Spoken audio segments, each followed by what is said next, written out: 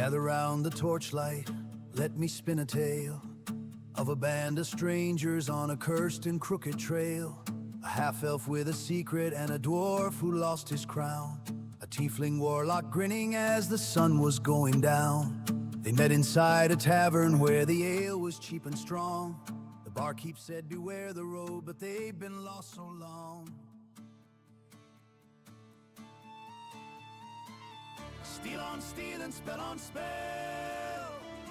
Every step could lead to hell, but fortune favors those who dare. So roll the dice if you're prepared. We ride through dungeons deep in dragon's fire, through ancient crypts and towers climbing higher.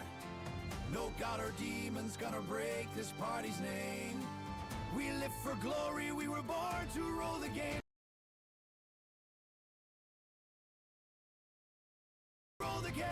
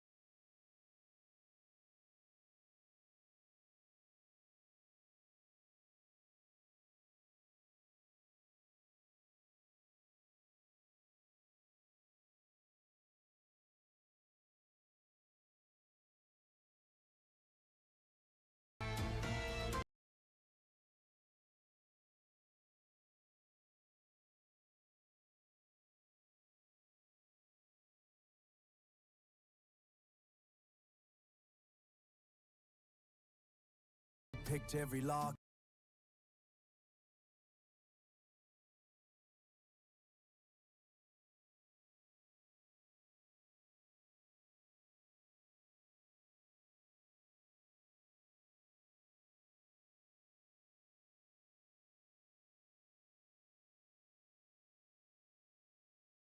Kid on the way.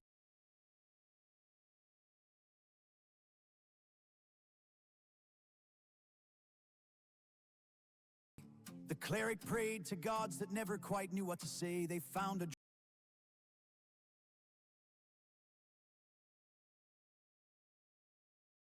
on a mountain made of gold.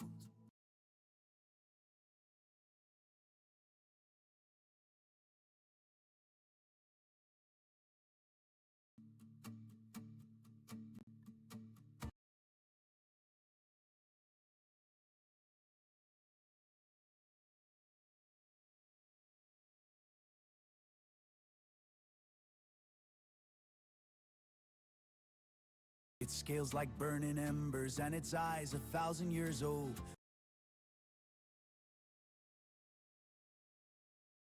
The wizard raised his staff and said,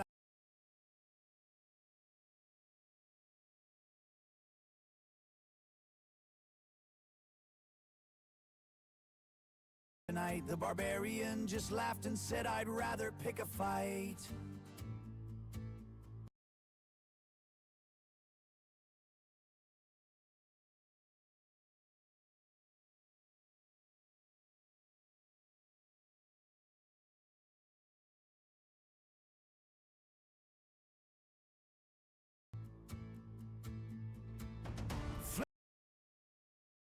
Flame and fury, blood and bone, every hero far from home. But legends aren't for those who hide. So raise your sword and step inside.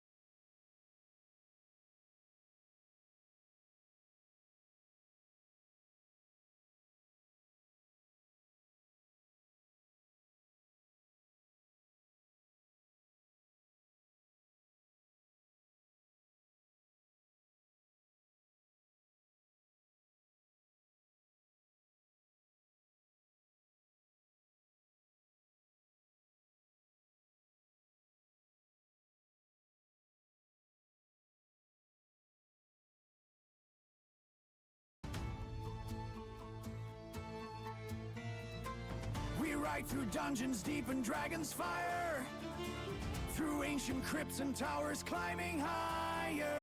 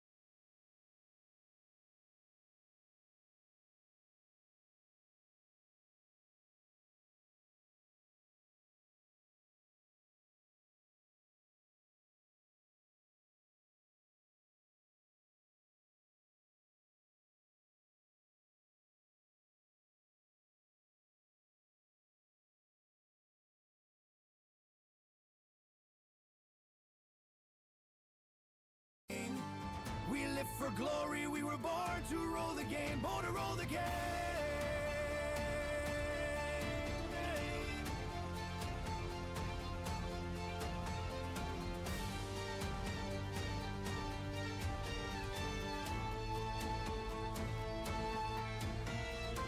The road picked every lock and every pocket on the way.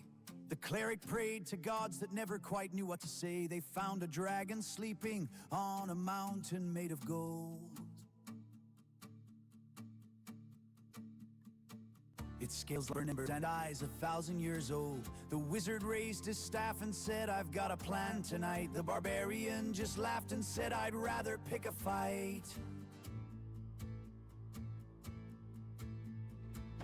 Flame and fury, blood and bone, every hero far from home. But legends aren't for those who hide. So raise your sword and step inside.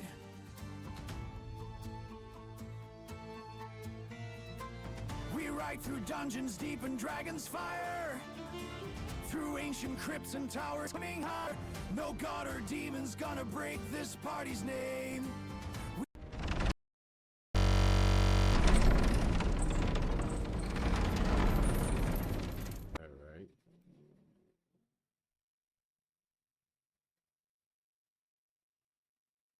Yes. Hello. I'm still sounding okay. Holy smokes. What is going on here?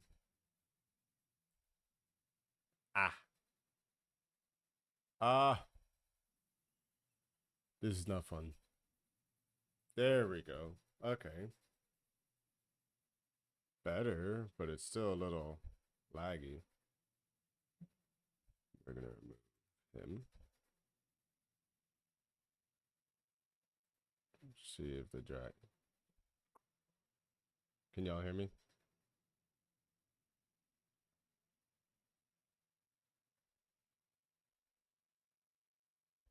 Oh my goodness.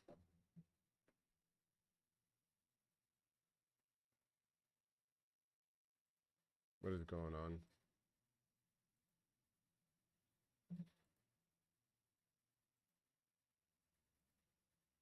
Did I just disconnect? Oh, I gotta go to my headphones to talk to them. Use the booming blade cantrip when I do too. If you move, you take 1d8. All That the dice. Means you gotta lay there and just take it. God damn, Brittany's just puking up D4s like it's nothing. That's not me. That's Sean. Ace over here. All right. So I have to join off my phone for voice. Because it is like when I'm hopping in the call, it just completely murders everything. Yeah. No, it's my AirPods. Can y'all speak? Say something.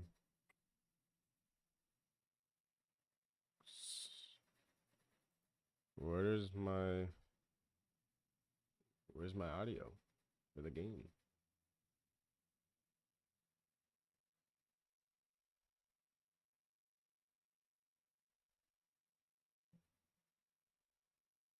Hell yeah. Okay, so we're here. We got this part. Now I need. Okay, so that sounds working. Perfect. I don't know what is going on. Okay, so.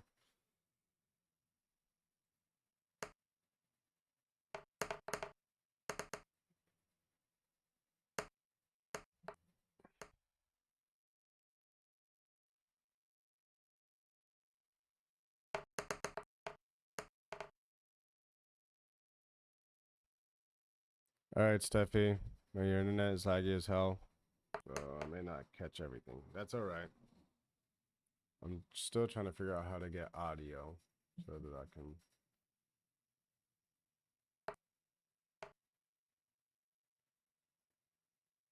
Play something in the background.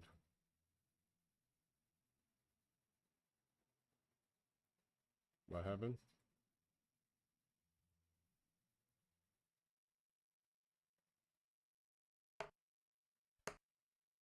Yeah.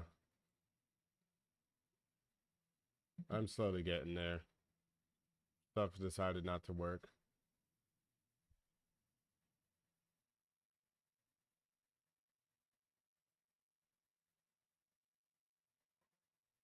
We're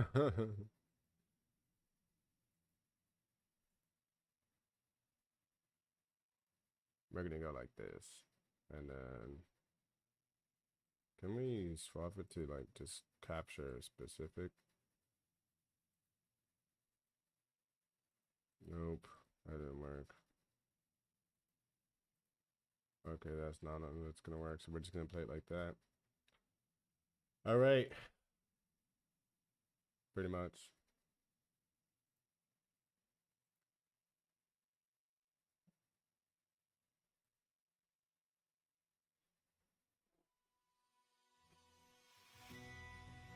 Yep.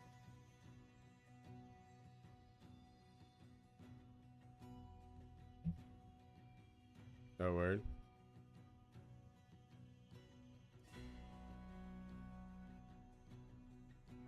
Mm-hmm.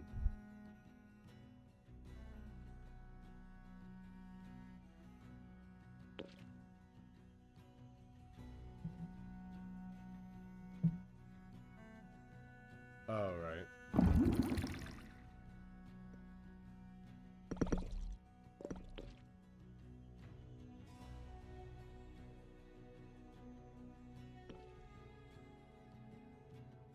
Perfect. That's wild.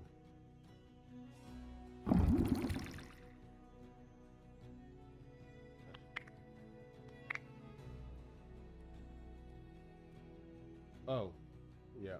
Ah.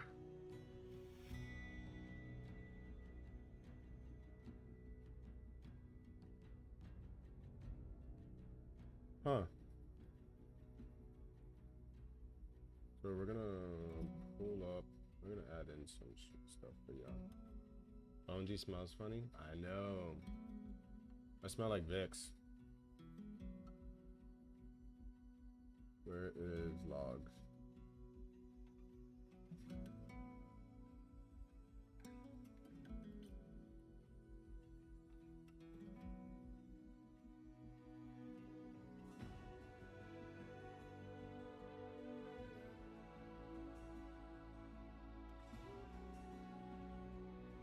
Yep.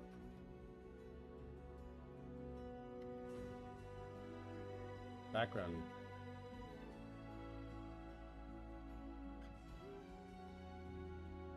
Oh yeah. Yeah. I kind of did that just to give her a break.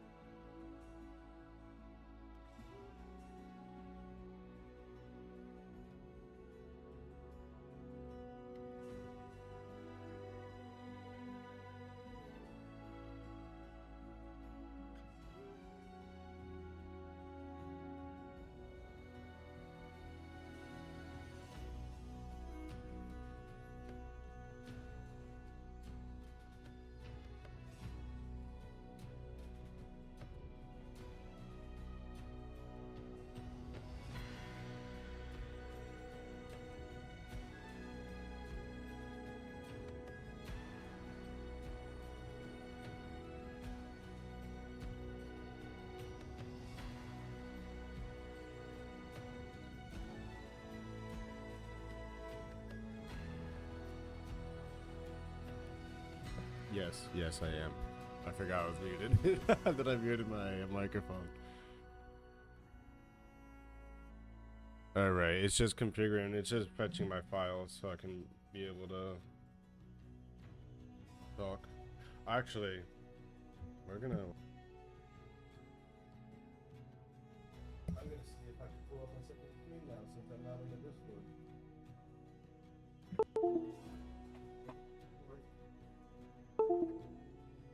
Ah! There goes a keyboard. Oh, so let me pull that back up. Boom. Boom. Yep. It should be there.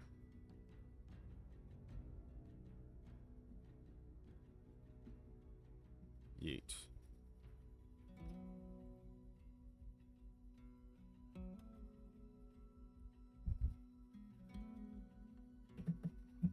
Oh no. You should probably drink some water.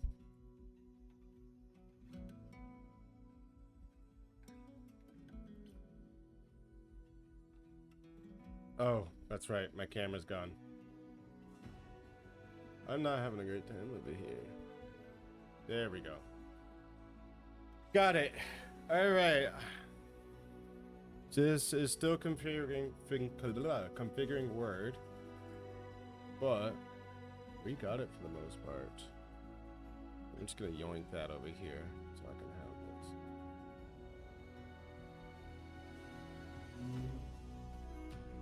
No, it's okay.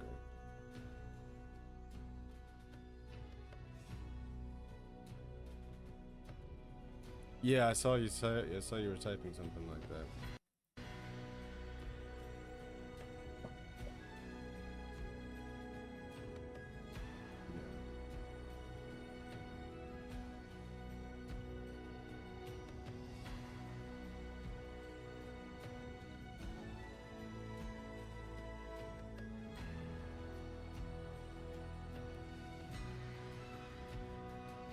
Yeah, there's probably.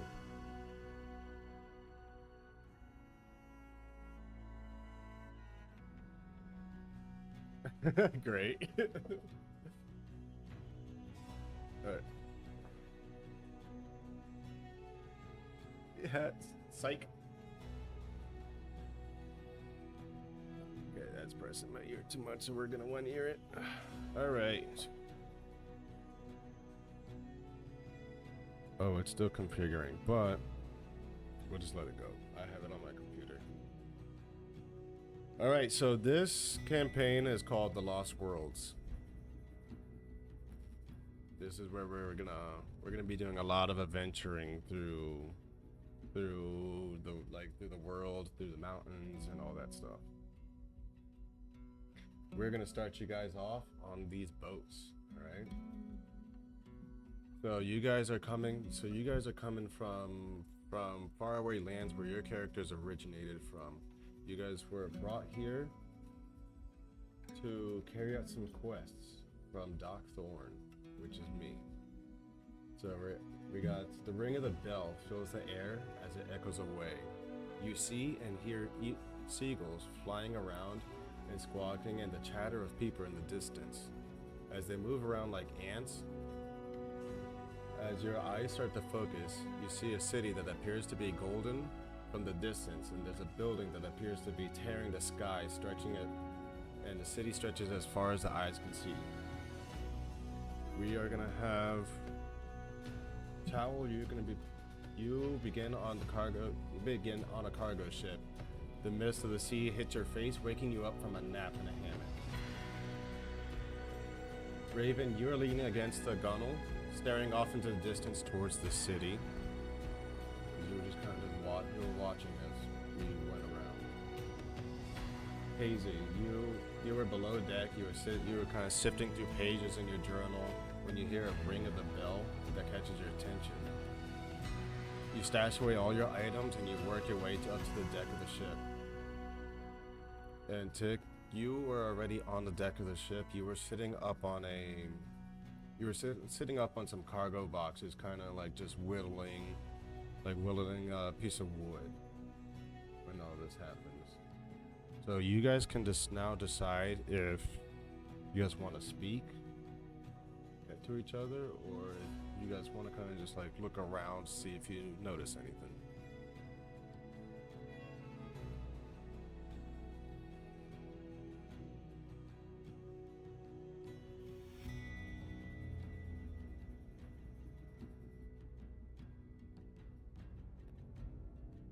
You want to talk to who?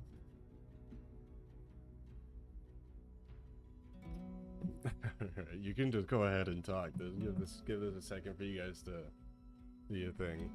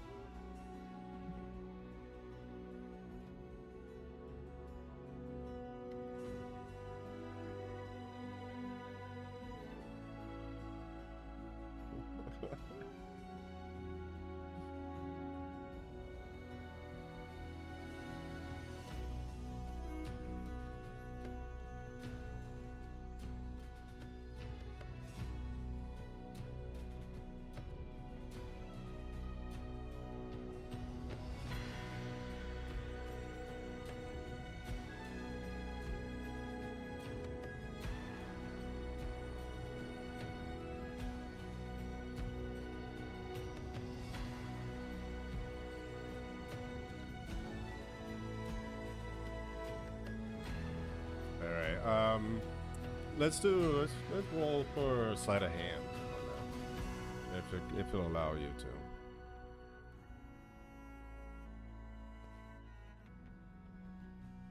If it doesn't, we can do agility.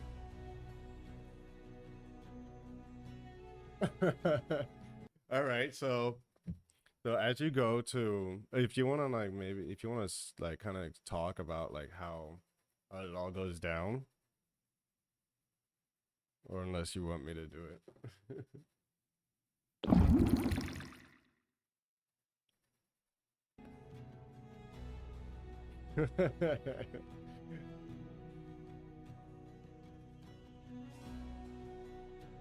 Just like as that happens, as this all happens and he catches you, his pants just kind of drop because you let go of the belt real quick and it's already undone, and you let go and it just kind of bloop, drops.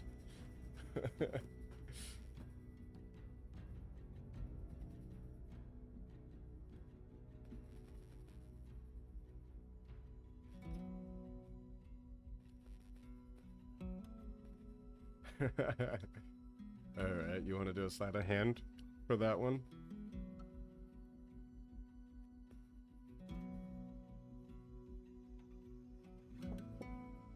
I'm fidgeting too much. You got a what? A 2. So he kind of, he catches you with your hand in his pocket. And like as you go to pull your hand away, your hand just kind of gets like stuck on the little rim of the pocket.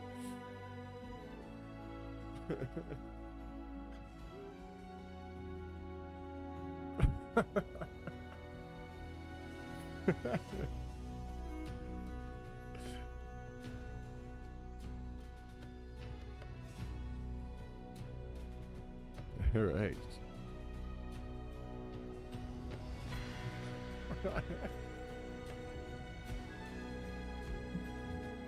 We're gonna get it right where. All right, that'll work. And then so here we go. The ship arrives at a shipping yard, and everyone kind of exits the boat. And you're gonna see like a late middle-aged man kind of come walking up, like kind of like hurrying up to you guys. All right, and it's gonna be, welcome everybody.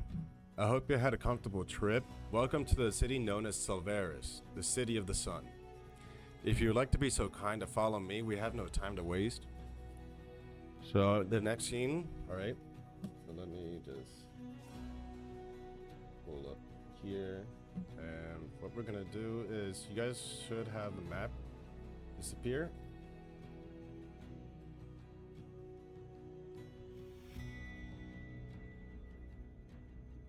All right. The map with a black line. Oh, I have it on. There we go. Is there a black? Do you see a black line?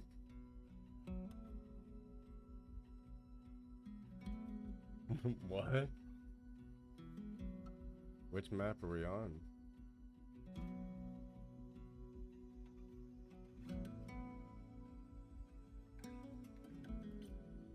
Yeah.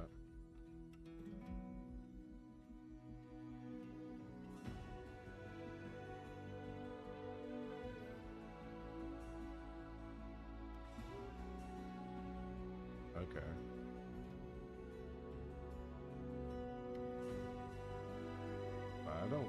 I don't have anything hidden.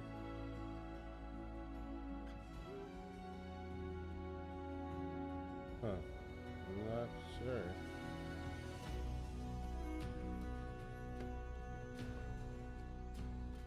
Okay.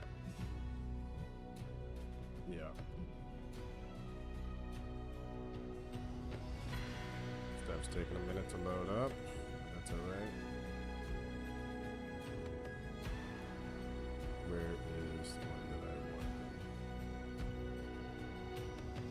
So this map is the map of the city of Silveris.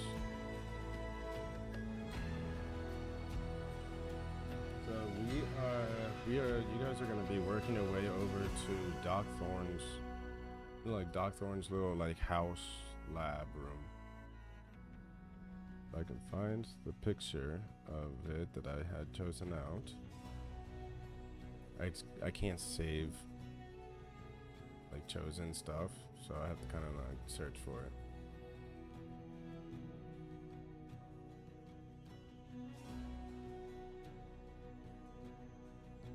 Nope. Pretty good.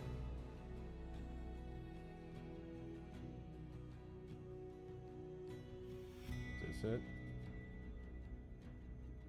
I forgot you guys can't see my screen unless I share it. Alright, yeah. We'll do this one. Alright, so we are inside the house of Doc Thorne. We're all kind of just, you guys are kind of just, you know, hanging out while Doc Thorne's sitting here rummaging through all his paperwork and his little antiques, trying to find the stuff that he wanted to show you. In the middle of the room, there's a table in the middle of the room, and a light from the window is casted upon this map. You see loose papers scattered around on top of the table, all over the floors. And as you look around, you see bottles and books everywhere. And these bottles, they kind of have like a little bit of smoke, you know, rising from them, as if like he just got done making some potions. So Doc Thorne looks to be a middle-aged man. He has a black beard with some graying through it. He's wearing a dark purple vest with silver embroidery going all through it, and he has these gray pants that meets the socks at above the ankles. But what you notice is you feel this invisible aura, kind of like it feels like power is kind of, you know, just hitting you, making your hair on your arm stand. But you can't really tell what it is. Everyone, so this is gonna be Doc Thorne. Everyone's settled. All right, good.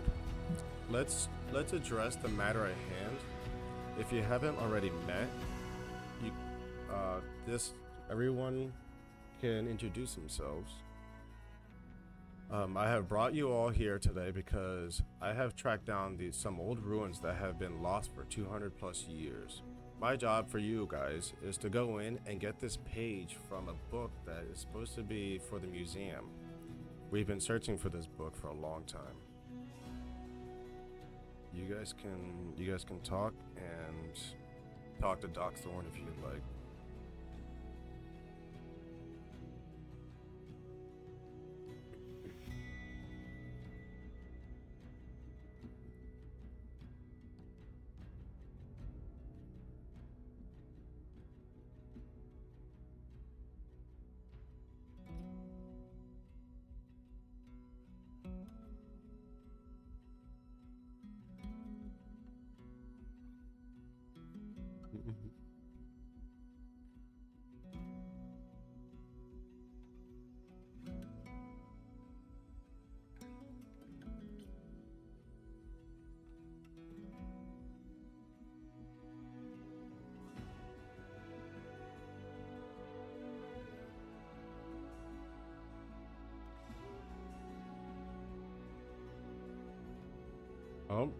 We're gonna, first off, you guys are all gonna get gold for all the bravery and the work that you guys do for us. We're gonna give you guys a title for the city, for adventures of the city. And what we can do for you specifically is we can have some people sent out to go look for this ogre if you know what he kind of looks like. Maybe we can find him to help you get him there, get you closer to him.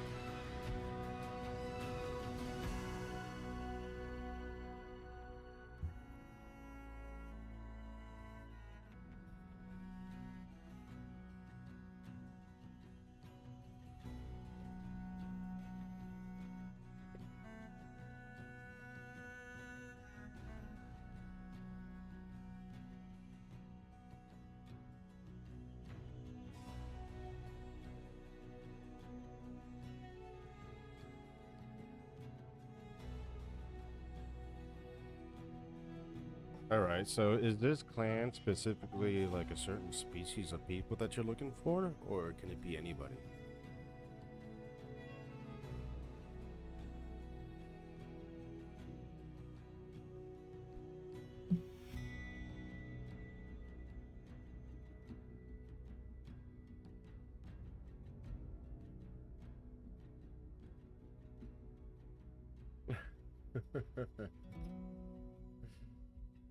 Sounds like an embarrassing introduction.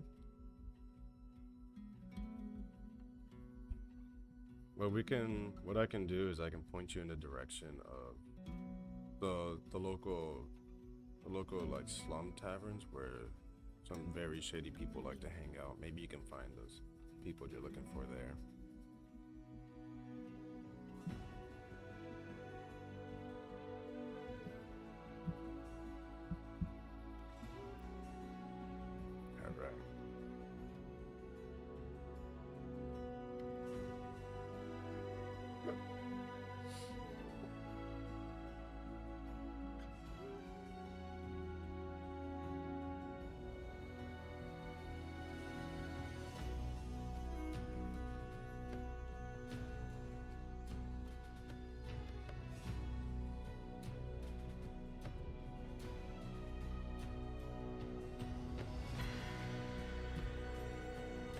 Is calculus?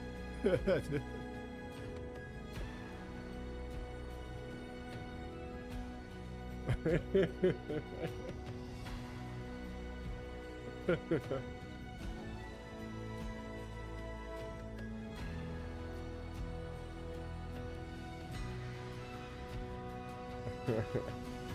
know wizards do wear clothes underneath their robes.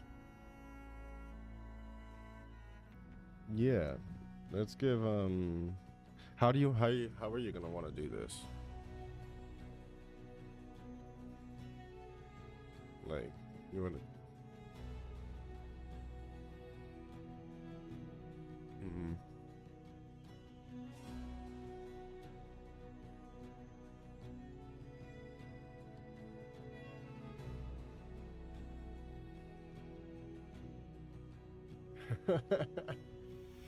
I mean, you could.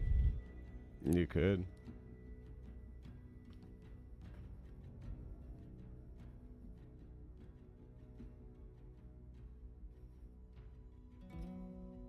All right, let's get an agility roll for that one. Cuz you're going to have to pull that sword out or that dagger out and kind of, swing it real fast to try to catch him off guard.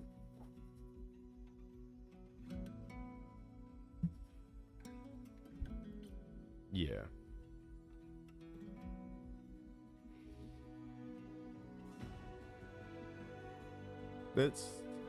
You don't have an agility?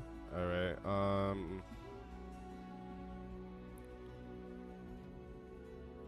We can do acrobatics. We could just replace it. Let's do acrobatics, because we're all kind of, you know, in this room, so we all kind of can see each other pretty much and know where everyone's at, right? It should be.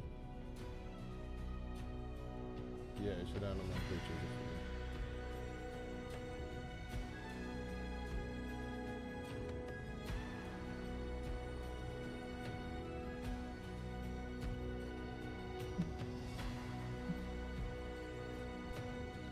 Alright, and Stick, do you wanna do a saving throw?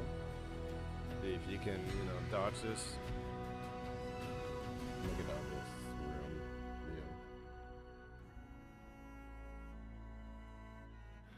Yeah. Alright.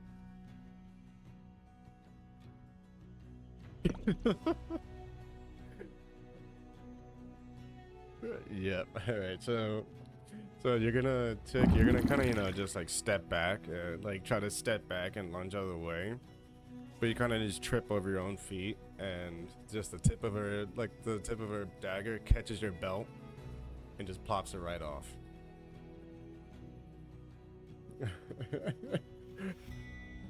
Yeah.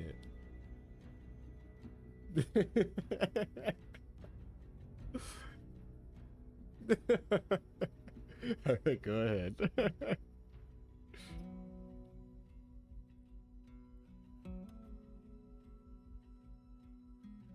Okay, just to make him not. Oh my god! 24!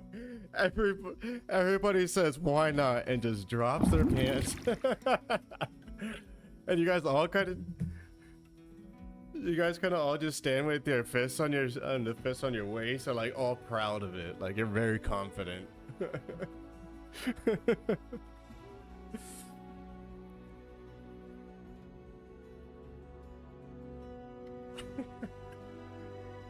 All right. You like to take a lunge over it to try to grab it.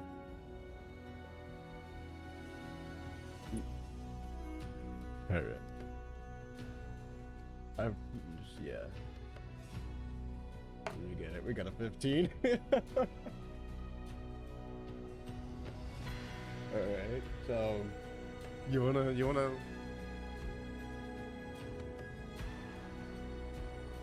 Yeah, just kind of make up like the action of it.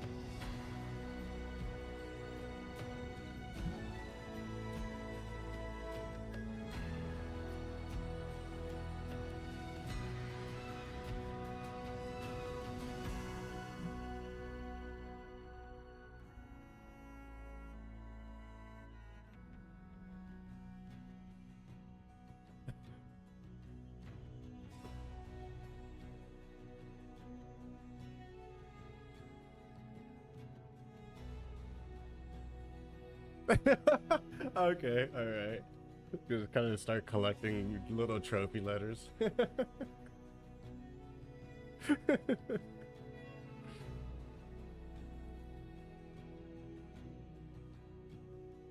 Okay, so you could do a persuasion check on that.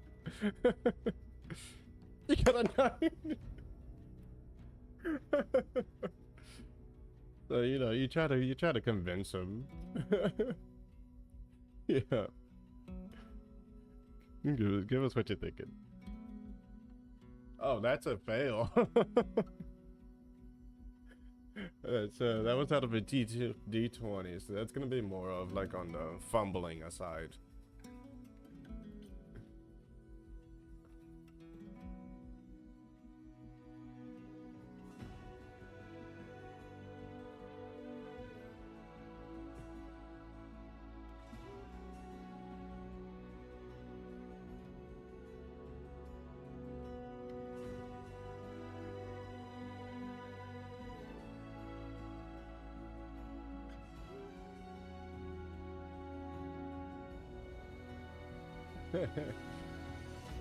So when he goes to persuade you for like to try to take this letter A from you, he kind of like he reaches for it and kind of knocks it out of your hand, and it just falls right in front of your feet. And he kind of he kind of like overswings it too much, you know, like if you're like overswinging a punch, and he kind of just gives a little spin to it when he does the swing, grab it, and you just end up picking it right up and reclaiming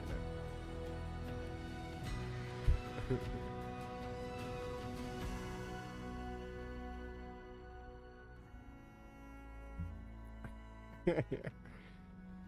All right, so.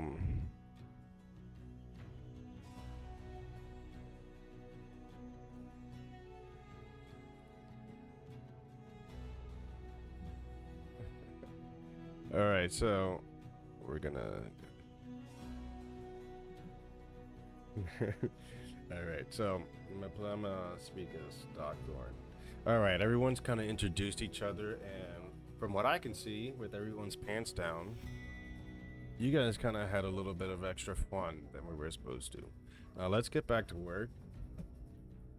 I'm gonna hand you guys. You guys are all gonna get one potion, health potion each.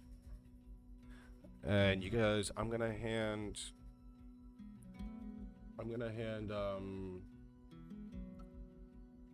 Timson a note. The note is gonna be like a poorly drawn map. Actually, do I even have it saved?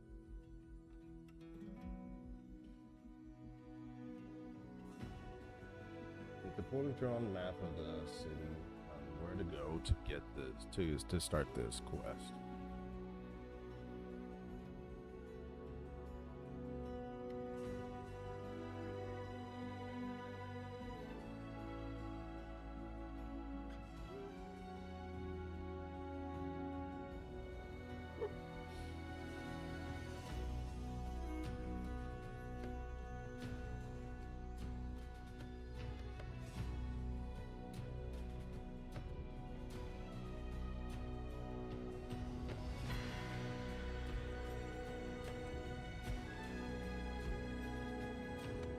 I can't find the map, so.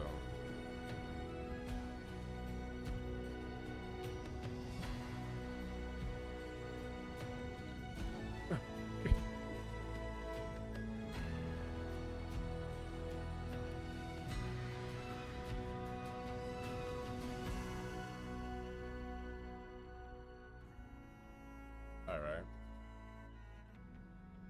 You can go ahead with sleight of hand. When we get there. 15. Alright, so you wanna kinda give us like what an action that you would think?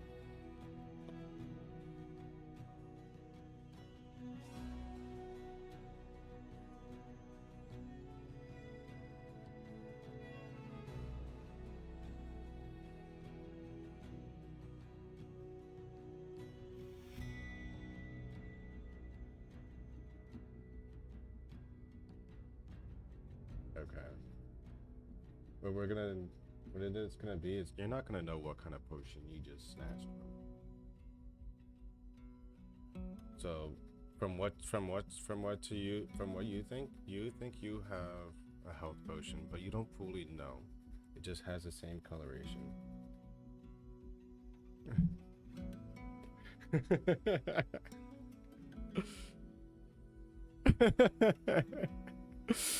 All right, so the note was a badly drawn map through the city, and Doc Thorn is going.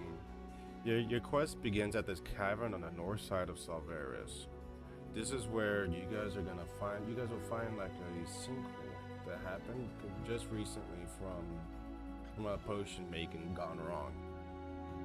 That sinkhole opened up an entrance to these ruined cities that we found underneath the city, underneath Salvaris.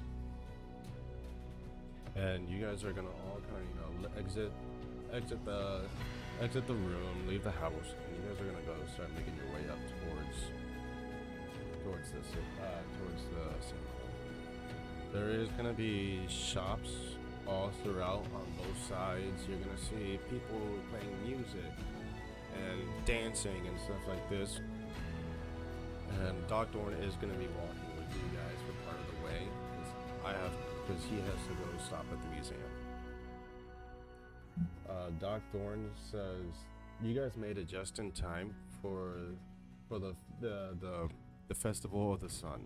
This is where everybody gathers in town. They all have a good party, and we all celebrate. We celebrate the city of the sun, pretty much, and the making of it. Is there anything you guys want to say or do while we're walking through the town?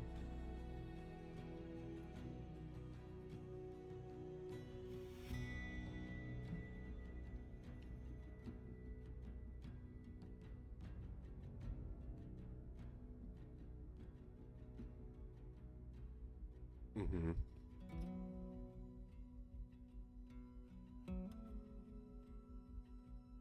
Okay. I swear.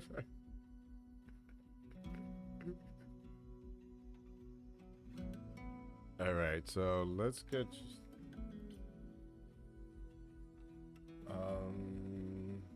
What should we do for a roll for that one?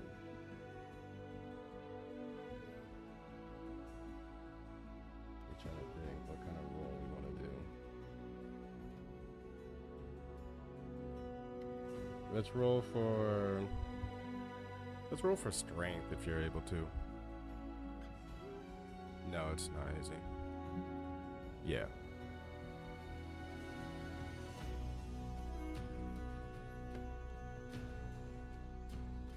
You got a 10?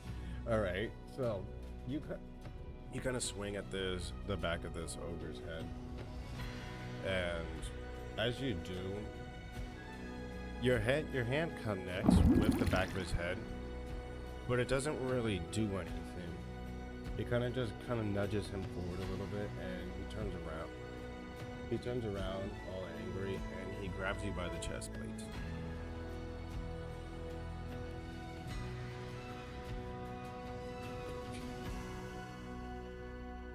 Alright, this should be... Alright, this is the charisma.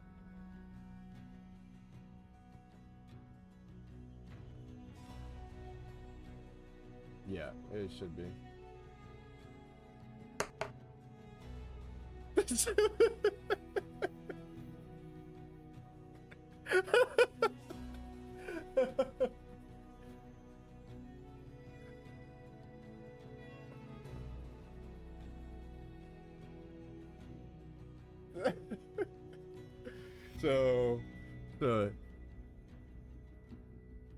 So you know, you try to flirt with him to try to get him to let go and leave you alone. But when he notices how terrible of flirting that you're doing, he kind of gives like a little deep grunt, just kind of grunt, and tightens the grip on his chest plate and just rips you to the side, like throwing you onto the ground. And he just get out. He's just like, get out of here, harlot.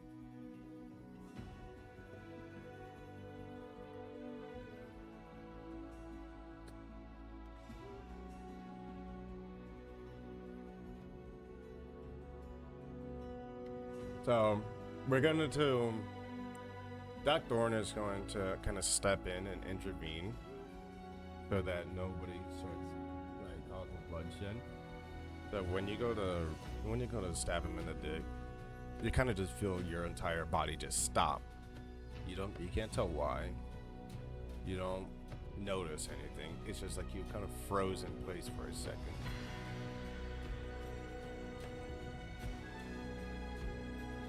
And then Doc Thorne walks up. He takes the knife out of your hand, and then you're able to move again. And he kind of is just like, today we're not gonna have any bloodshed. This is the festival. We're supposed to enjoy being together. And he hands you the knife with the grip facing you.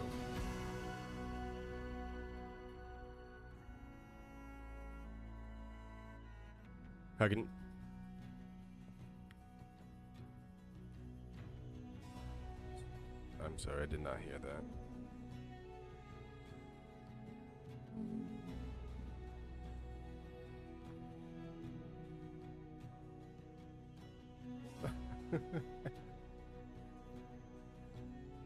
Oh, so you're triplets, huh? Where's the other one? Andy and Dave.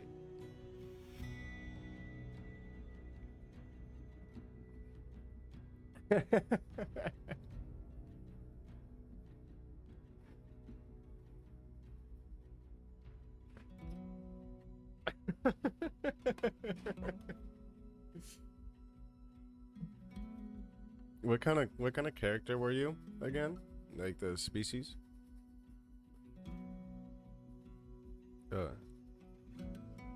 Raven.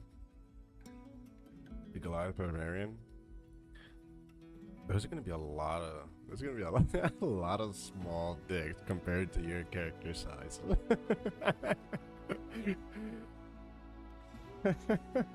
Especially your sister doing this as work.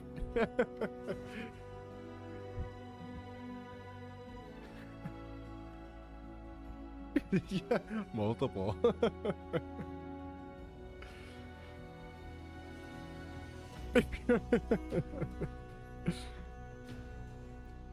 Is there anything else?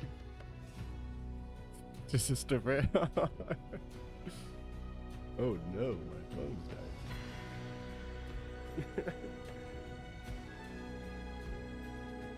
No.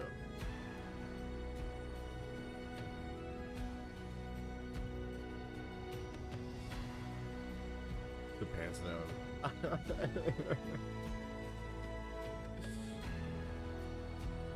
Alright, how are you gonna do this?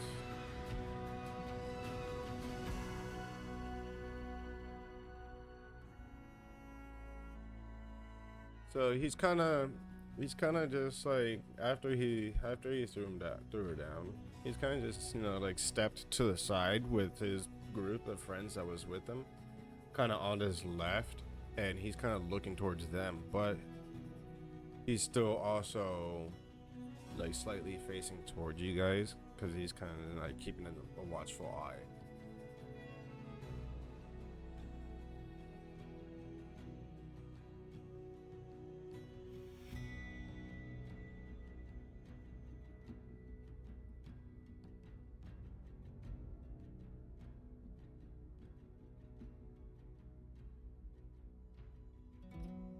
All right, so what I'm gonna do, just for fun, how do we set to the roles to be a specific kind of role?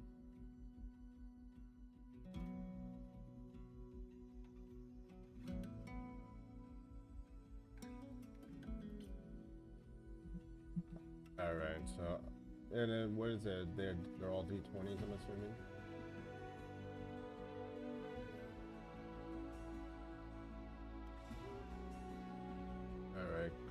Because I want to do a perception check for the ogre to see if he can catch you in the act. I don't know which one the perception would be.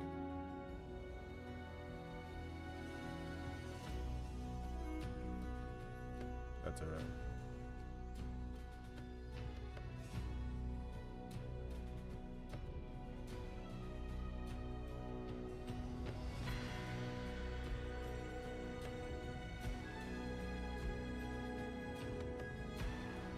Alright, so I'm gonna do a D8 for the ogre to perceive.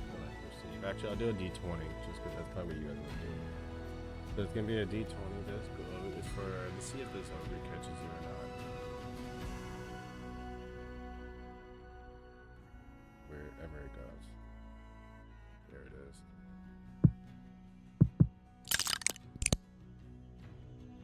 A 6. All right, so he kind of catches you. He sees something move on the side of it, like in the side of his view, but he can't make it out. It's just like a quick movement, and he doesn't notice. He's just like, whatever. He continues talking. So now you can perform how you want to snatch these pants.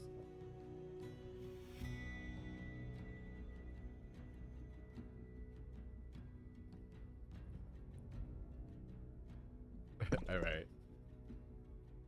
That's a 12. All right, so you snatch his waistband, you snatch his pants, and like make him drop. And one of his friends that he's talking to catches you. So as he does that, you kind of just you back off and you just run back to the group, and they kind of just leave it alone. So he's just sitting there with his pants down, and he's like, really? And he's all upset about it, but he doesn't really do anything. He pulls his pants up, and you see his boxers are white with little red hearts all over it.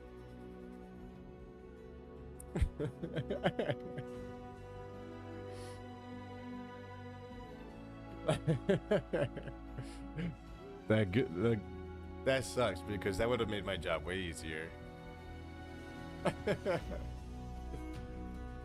With some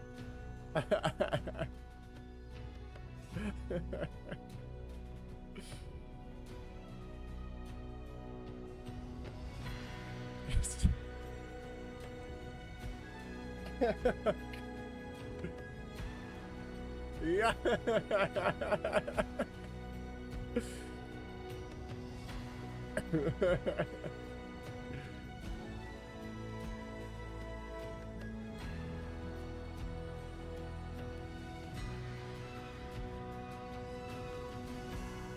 Yeah, there's the local tavern.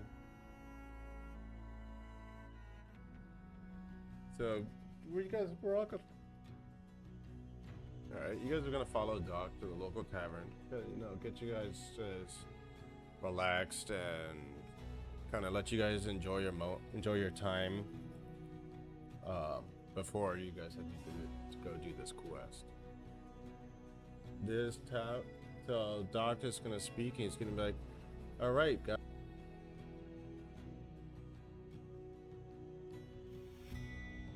You guys will go off and start this quest. This is like the town favorite tavern that everybody loves to hang out at. And usually this is where you can find me. This is where you can find most people in town when they have free time. This is the tavern called this is the Owl Tree Tavern. It's the name of it. If you guys want, we can take a pause here so you guys can grab some water or something like that.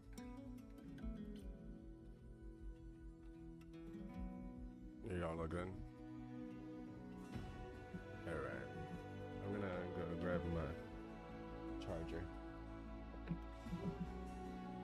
You guys can keep speaking.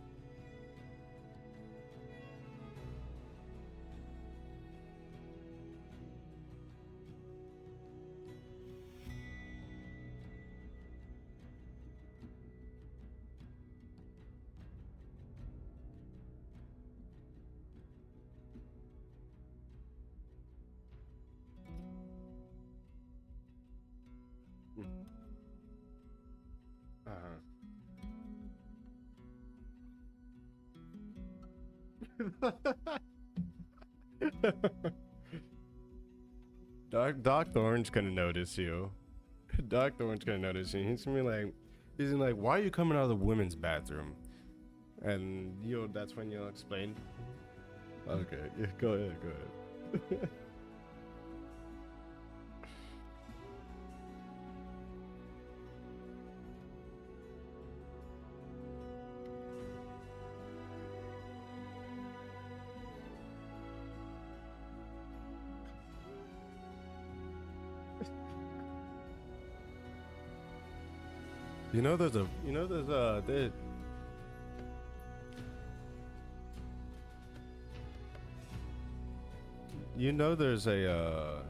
There's a picture of an owl with the skirt on there, and a picture with just a regular owl on the other door, right?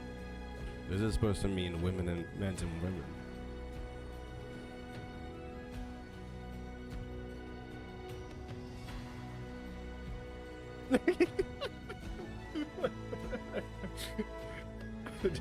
Just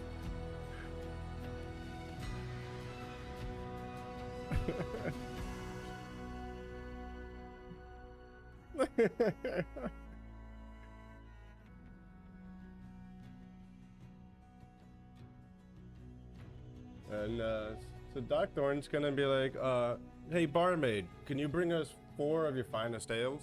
Or 5 of your finest ales? And I will pay for all of these. You guys don't have to worry about that one.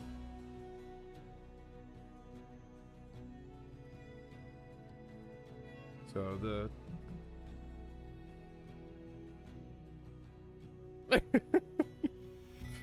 it's my treat since I brought you guys here.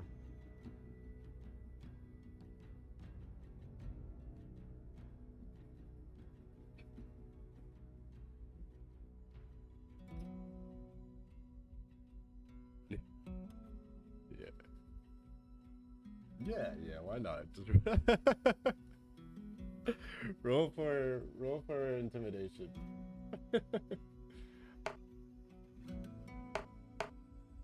That's all right. Let's see. Which one came out first?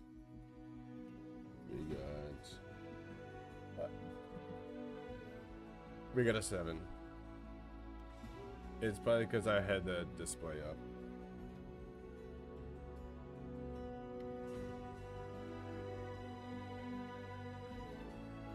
Alright, so you want to act out how this happens? Just gonna pull that back up.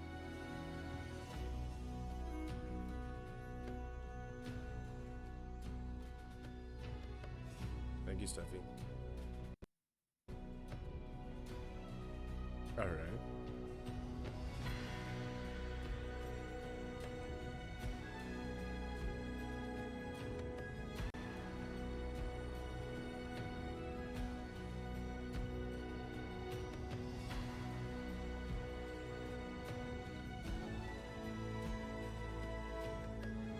Yeah.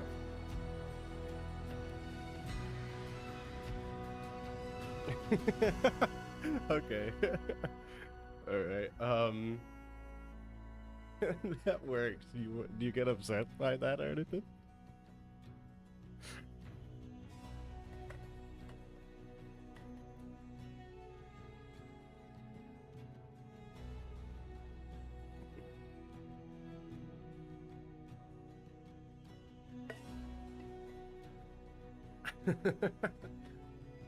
All right. It's not gonna really be like an attack style kind of move. It'll just be more of like you kind of just gave it to him and just kind of bonk him on the head or something like that. So there's gonna be no hit points lost here, but it's just gonna be all for story. So yeah, you can.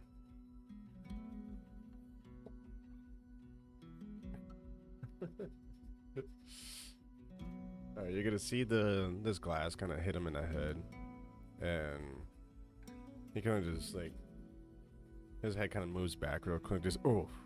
And when the glass hits the table, you kind of see it like bounce, and on the second bounce, that's when it shatters. It shatters all over the table.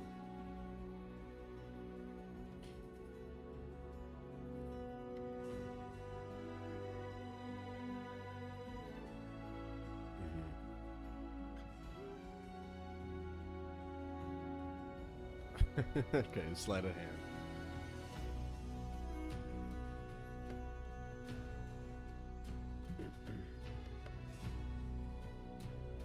And don't forget that some of your guys' skills aren't really the greatest, like made to be the best. Because of how you guys created it. It doesn't even matter.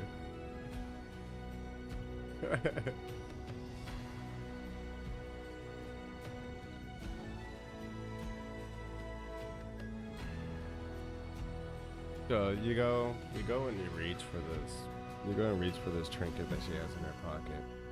And as you get your hand into her pocket, and when you go to pull this trinket out, your hand just slips right off of the trinket.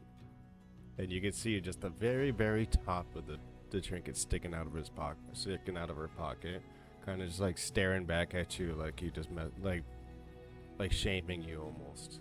You get like a feel from that. Yes, you catch him in the full act.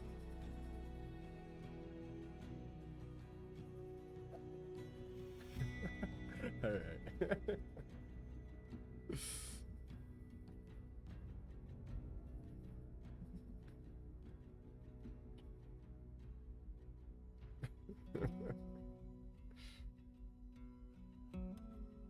So Doc Thorne is gonna speak. Do you guys want anything to eat before you guys go off on your adventure?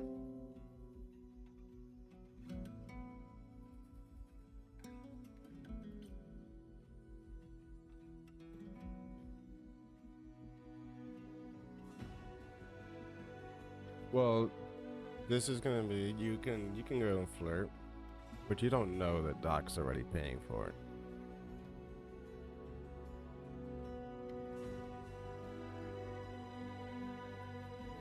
Alright. Charisma.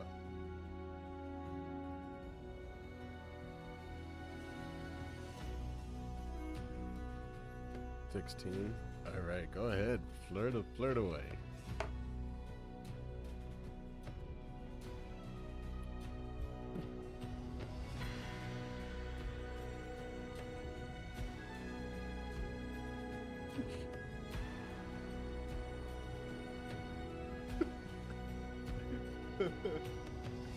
It's alright.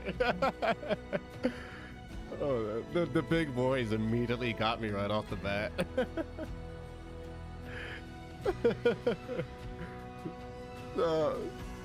It's a barmaid, so it's a little like half human, half gnome character. So she's a little bit taller than a gnome, but she's got that little stoutness like a gnome would have.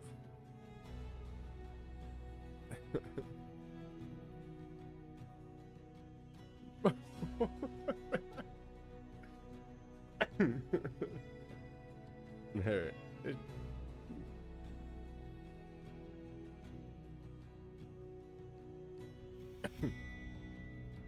All right, go ahead.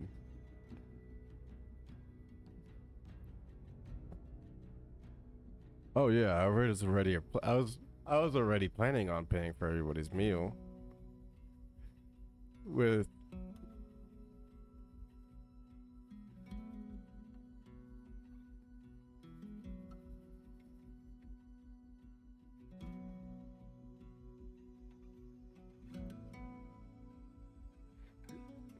all right, that should be that'll be all right. I'm gonna pay for that, and you can thank Fang for flirting with the barmaid and getting a free meal out of it.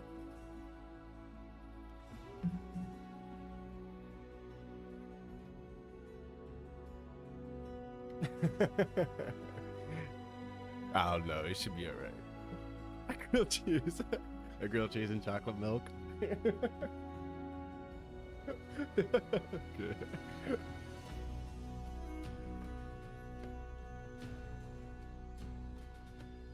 You have the same thing as Jamie was having. All right, so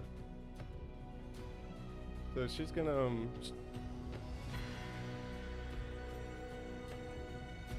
right. Yeah, keep that in mind, or maybe make a note of that, just so that so I can add that to your inventory later. So the barmaid is gonna, she's gonna be like, all right, is that everything for you guys? Is that everything for y'all? That should be right out. And so she scurries off into the back, and like 5 minutes, 10 minutes go by, and she comes running back. She goes, all right, here you guys go, and places you guys' meals right in front of y'all. But what you guys notice is it's not what you guys asked for. You guys got a animal, you guys got something that looks to be a lobster, but you notice it's kind of, it's kind of green, like the shell is green. It has 4 sets of pinchers, and it's got like little like tentacles as legs instead of those crawly things that they have.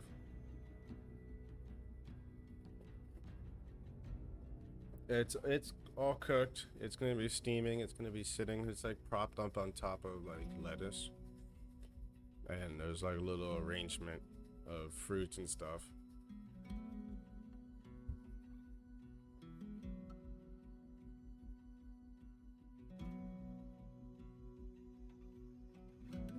You got your grilled cheese and chocolate milk. The grilled cheese, it's like triple the size of a regular grilled cheese, and you kind of see that it's like shape. It just has like a funky shape to it because this land has a different type of bread.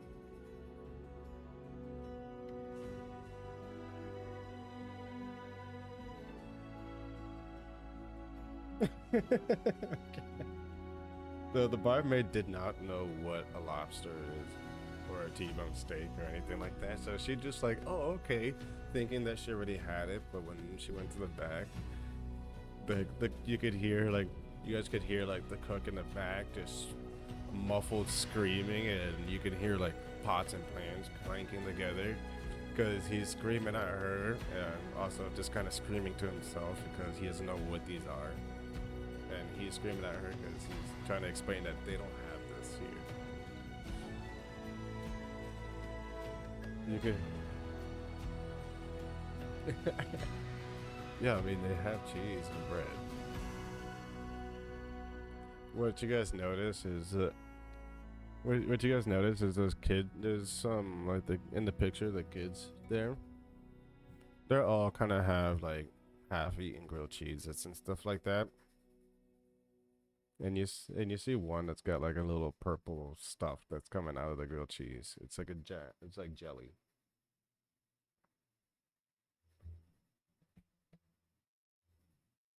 Mm-hmm.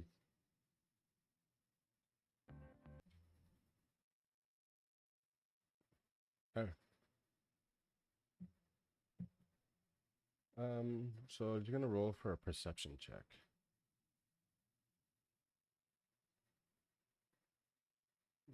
Set that. The heroic inspiration is for if you do something that I think is funny or like I like, then that'll be heroic inspiration to help you later on. That's for Timson, so he knows. What do we get? We got a 1. All right, you don't notice anything at all. You're kind of just looking around the bar, looking at all the people, like you're a little creep. Just like making people uncomfortable as you stare at them.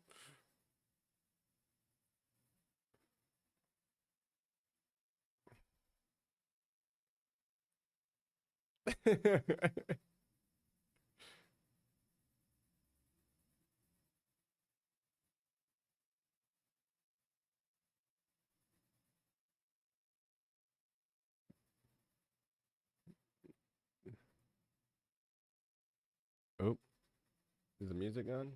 Oh no. Oh yeah, we already went through an hour. So you're gonna when you go to try to go steal some stuff from the people, you don't really get away with it because there's so many people in this bar that they kind of like most people see what's going on.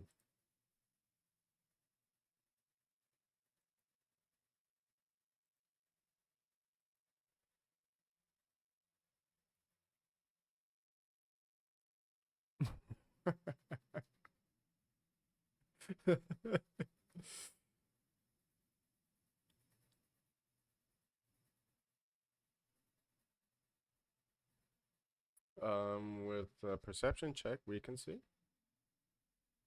You can do investigate, yeah.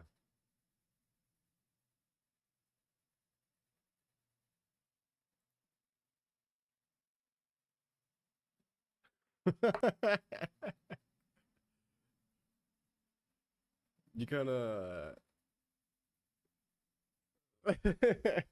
you kind of, yeah, good.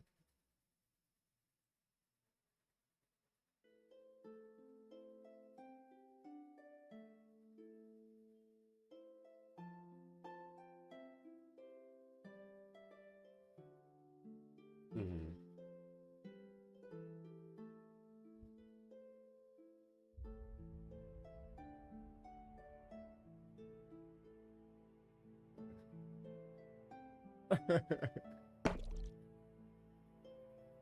All right, so you got a 10 out of that. When that's with the +5, or that's like, okay. So you're gonna glance around the area, and you notice once like a group of 3 guys, or like a guy, a female, and a dwarf, all kind of like in the corner talking to each other, like they're just hanging out enjoying themselves. But you notice that their clothes, their clothes is covered in like a yellowish dust. This is why the city's called the city of the sun, because it's out in the desert. So you notice that little yellowish sandy color that they have.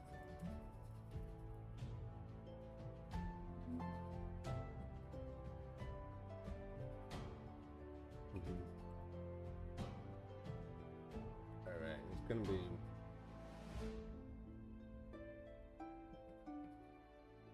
All right, so one of them is gonna be like, "Oh, hello there. Welcome to the city. I've never seen you before.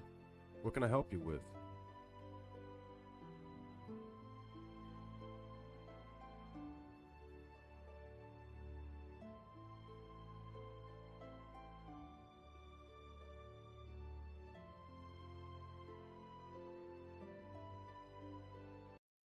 Oh yeah, so there was a sinkhole back on the other side of town, and it was such a tragic story because this is the place that I live, and I was sitting inside, making some stew, and all of a sudden the floor just came falling out from underneath my feet, and I fell in.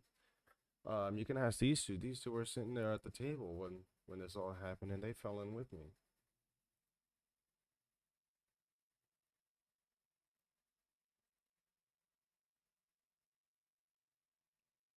Well, it took we don't remember what happened. We all kind of just blacked out for a while, and then all we could remember is waking up to the voice of people, just rummaging around, and all of a sudden, like these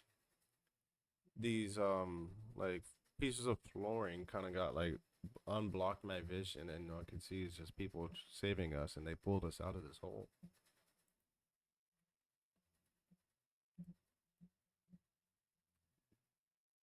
Not that I can remember. I just noticed that they were like, there was one that was a Goliath, and then there was another one that was a dwarf and an elf.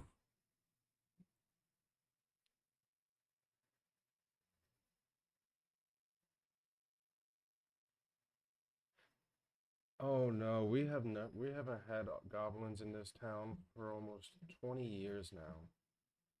And then the dwarf's gonna kind of chime in real quick, and he's actually, I saw a one specific goblin maybe 2 years ago pass through, but he kind of got kicked out because goblins are not liked here.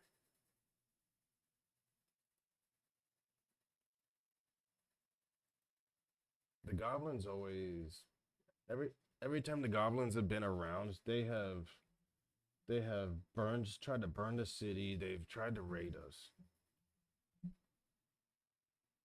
Go that way. E.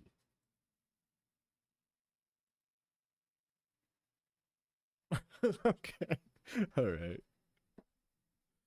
That one, yeah, you just straight hit the ground. Just like a bag of sand, just dum and hit the ground real hard. And the human that was you guys originally started talking to, he's like, "What the hell was that? Is something wrong? Do we need to get the doctor?" And he's gonna kind of like make move. Good. Okay. And what? Ooh, go ahead.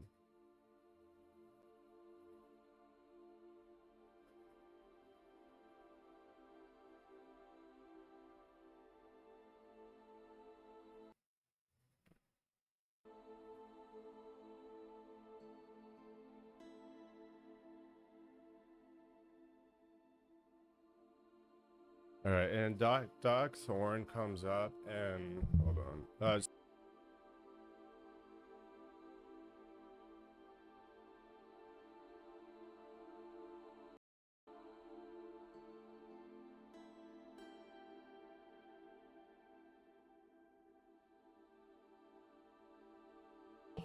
Doc Thorne he's kind of like scurries over to.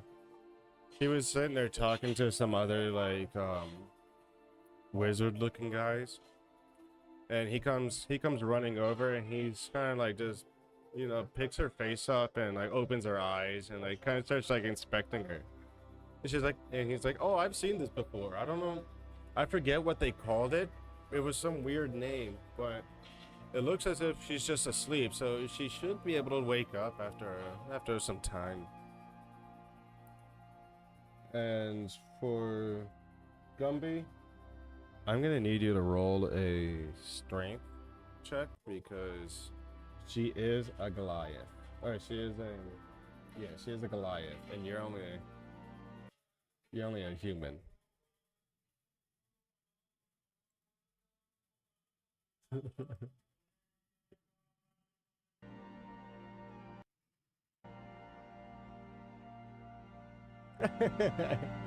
So as you pick her up, and you get her up on your shoulder, you just straight fall down to the ground too, and she lands on top of you.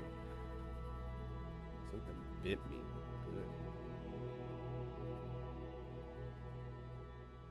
Good. Alright, you would've, you're an orc. Ooh, what happened there?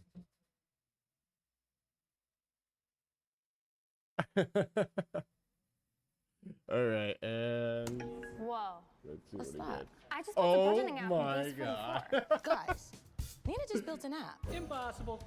So Code. when you go to Can it pick her generate up, reports? It when you can go to now, pick her yes. up off So of you're him, saying we can all build your apps now? gloves just come right, like you grab her and your gloves just come right off. They just slip right off your hands, and she just she just falls back on top of Gumby.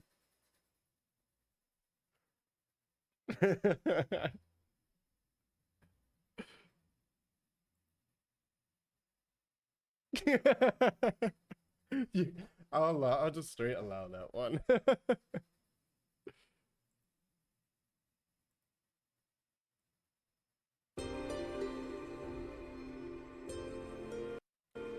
something bit me good.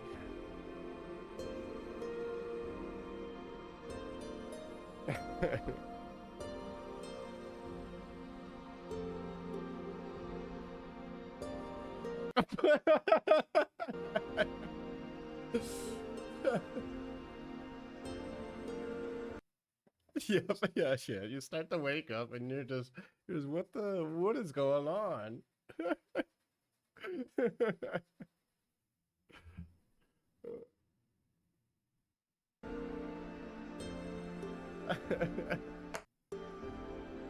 And Di Thorne just goes ahead and just pours his beer right on Gumby's face because he just got crushed 3 times by a Goliath.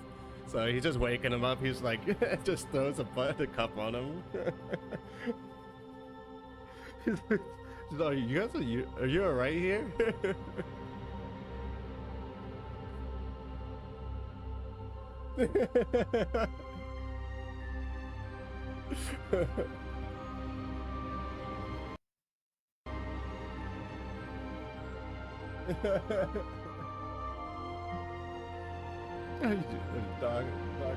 Yep.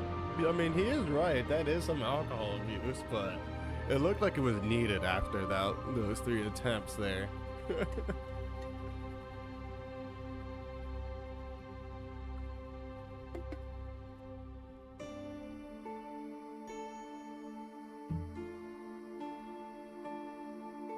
Oh yeah, so if you guys look at the map that you guys haven't that I gave Timson, it should be a map. It should be directions to go to the sinkhole.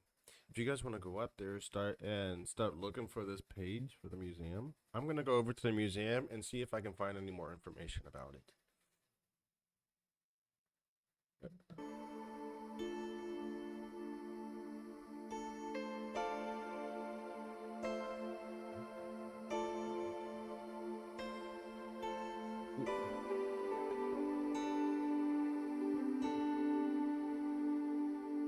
Alright, slide ahead.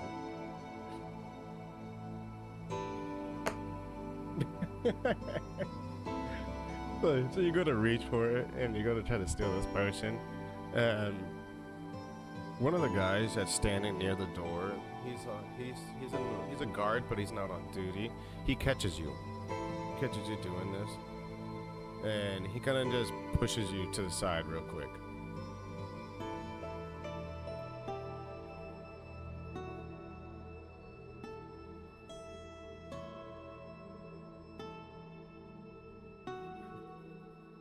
Alright, that's gonna be persuasion.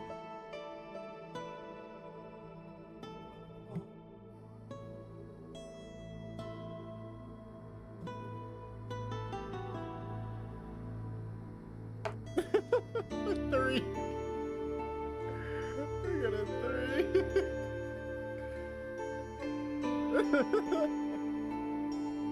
Oh, that's funny. So he goes, yeah. Just keep your hands to yourself and keep moving.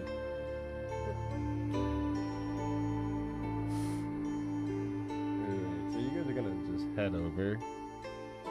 Go ahead. So this isn't gonna work because the guard's already just standing there staring at you.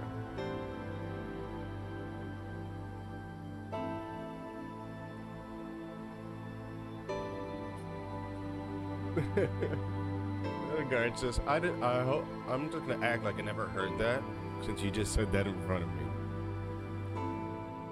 And you guys are gonna walk, just start, go ahead.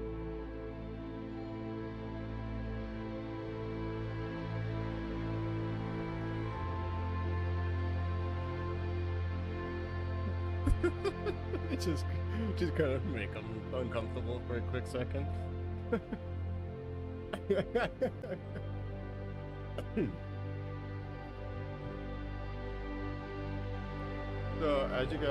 So you guys are gonna go to the town, and as you guys approach the hole in the ground, you guys are gonna notice that it's big enough for a Goliath to enter. Like, it's just big enough. It's like the corner of that house that those people were talking about. Just like a small corner kind of just fell in.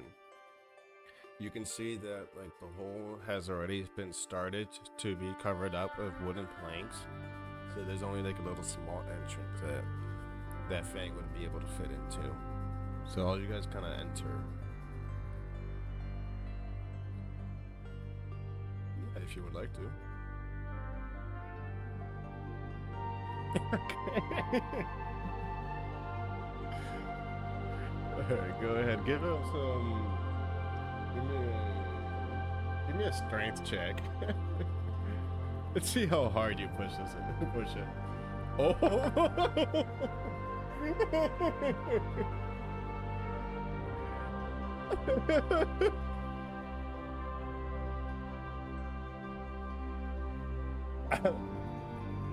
So you just straight blatantly shove him as hard as you possibly can into this hole.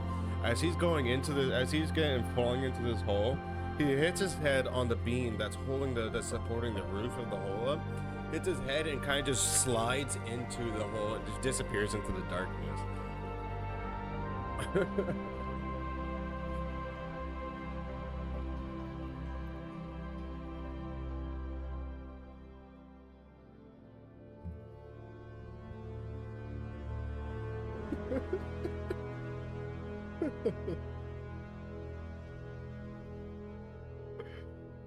Oh, no. Yeah, there's no movement from him.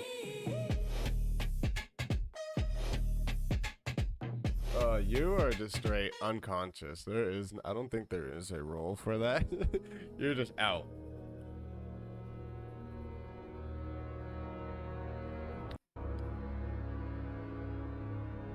Okay. You can go ahead because he's out, so there is no sleight of hand or anything. You just kind of just start rummaging through his shit, through his stuff, and find this A.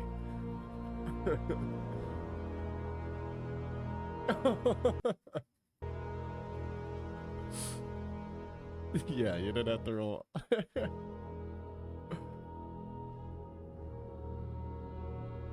You have his A now. Yeah.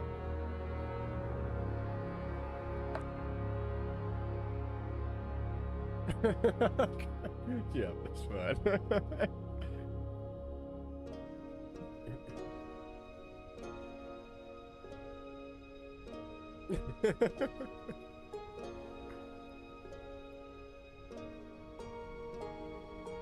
Alright. So, here we go. You guys are all just went through. You follow Fang through the door. Or through the entrance. What you guys notice is you guys don't hear anything except like a very, very faint drip of water, like falling from the limestone off the ceiling, just slowly just boop, boop, boop, hitting the ground. You guys feel this, you guys kind of feel like this weird vibe that kind of like makes the hair on your arms kind of stand up, and you hear a very, very, very light humming sound. Like it's almost so light that you think it's just in your head, but you still can't grasp if it's actually real or not. And you kind of see like this in the darkness. You kind of see like these little like waves, like almost as if the darkness around you is moving, like as in a pattern to those light drips. You guys, if one of you guys, yeah, do a perception check. Ow, something bit the crap out of me. It felt like a fire ant.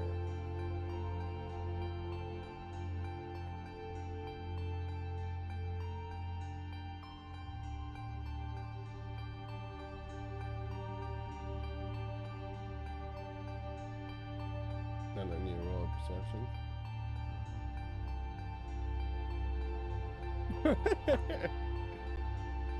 You don't.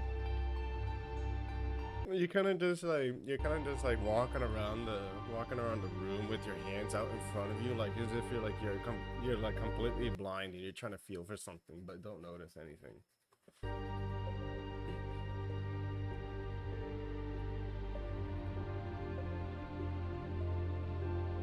So Doc is not here with you guys. He's over at the museum trying to find some more stuff. This is just all four of you guys.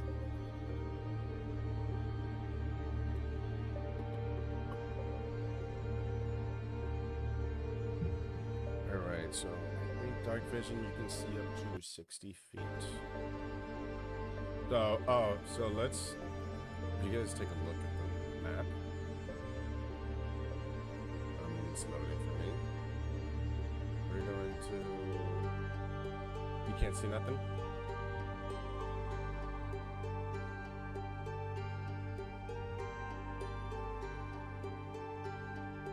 I gotta put Hazy back in. So this is pretty much what you see.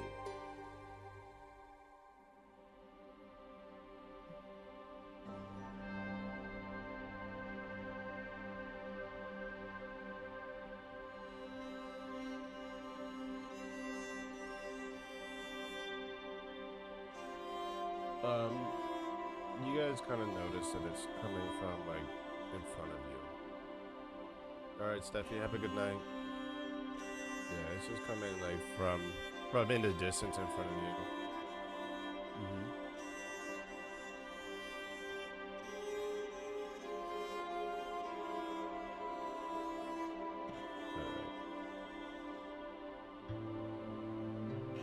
There he is. Alright, so you're gonna walk forward towards the humming noise. Are you guys gonna follow along? Or what are you guys gonna do?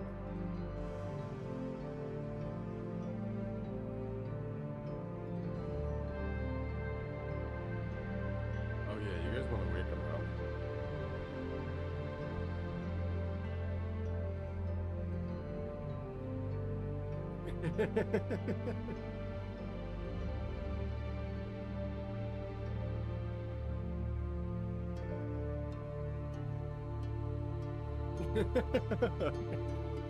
I'll give you a few more little moments, and then you'll wake up. But it's little moan, like as if you're having a good dream.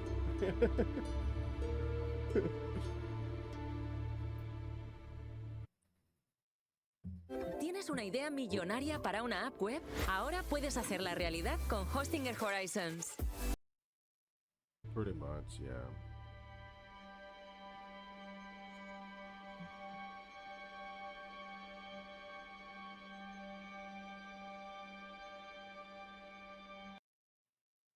Oh, the potion, you remembered. All right. All right, so you kind of, just like pull his chin down so his mouth opens, and you just pop the cork off, just dink, and you just start pouring it in, just glug, glug, glug, glug, right into his mouth. So what happens is he wakes up immediately, just straight off the bat, just coughing, wakes up.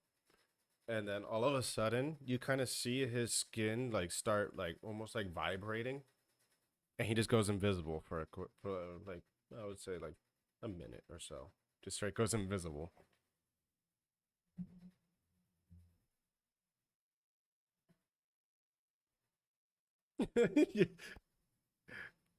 Nah, he kind of just like weaseled his way off of you. Like as if you're trying to pick up a little kid and he's just trying to get the heck off. Oh.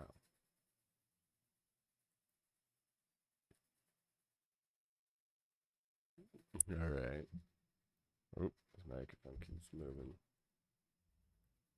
Give me one moment. Let me set something up.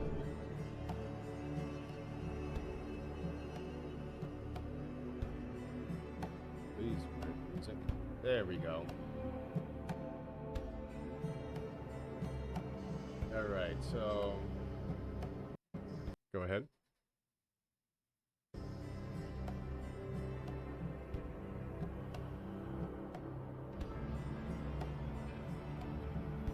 You just holding that pants out in front of you, and just kind of like drop it, thinking that he grabbed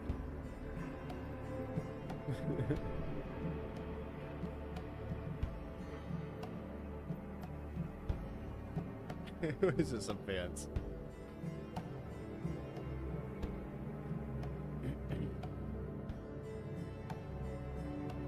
It's because when he went to go pour it on you, he kind of didn't really do the best job of pouring it, and it just it ran all over the clothes, so you had it just got everywhere inside your mouth, all over.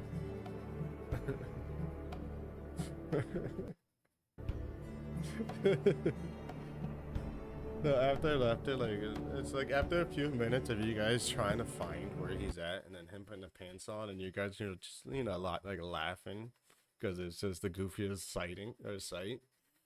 He starts to like kind of like fade in and out, and he starts to come back from being invisible.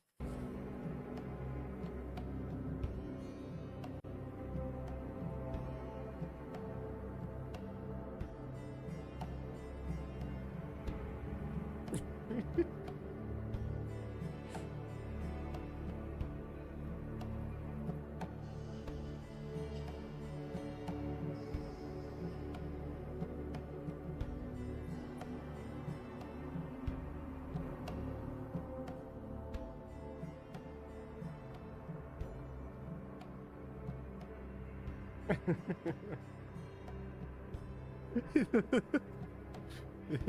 just, yeah. So, what do you guys want to roll a perception? Let's have you roll it because you've been focused on this humming. All right.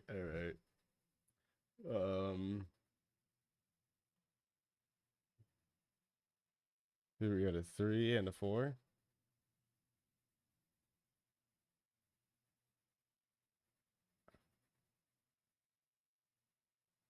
Yeah. We can roll investigation. This investigation. There you go. So this investigation is gonna continue over to the next little area. So with this investigation, you kind of notice a cave has like ruins within it, and there's a staircase, and that's where you guys go down. That's where you guys can see now. At the bottom of these stair cave, all the ruins there are like slightly falling apart, and there's these carvings on the walls, like a different symbol. You've never seen them before. You smell like damp mold, and it kind of just you smell it every time. It's so strong, you smell it every time you inhale. You just get a waft of it. As you go down these stairs, you start hearing a chattering sound, like almost if someone's talking, but you can't really figure out what they're saying.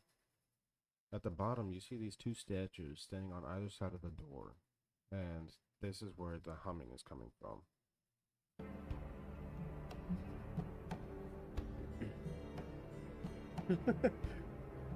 So you guys, he's the one that really notices all this, so he's kind of taking his time being safe, so you can't push him.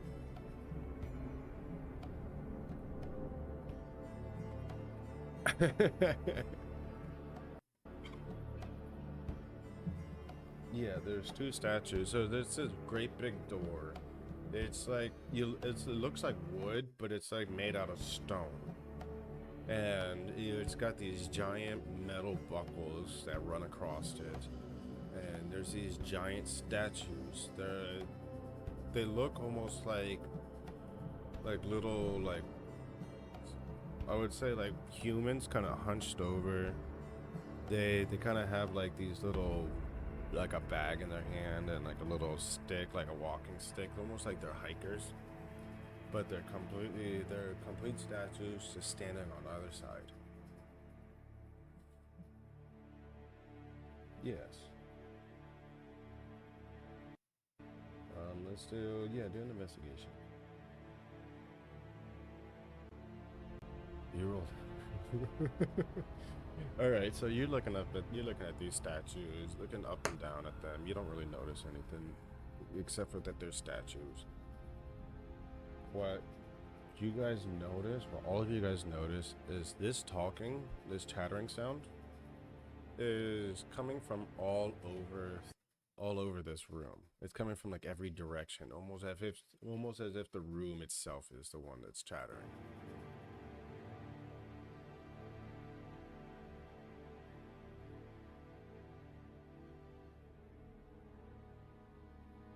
Okay. Give me a perception.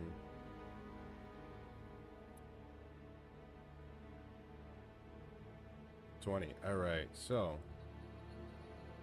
you just want to move your characters in.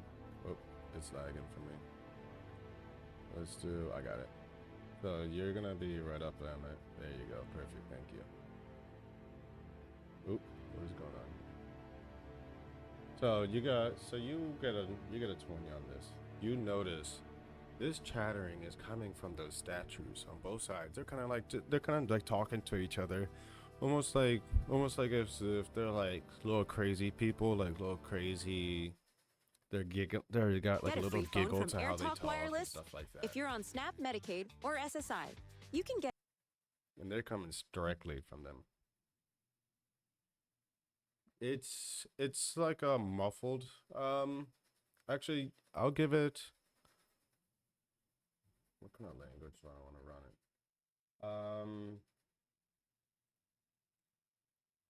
One second, let me unmute Jockey. Ooh, everything is lagging because I'm switching screens too fast.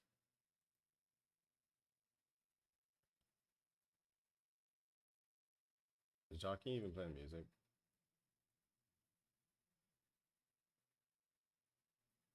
Hello?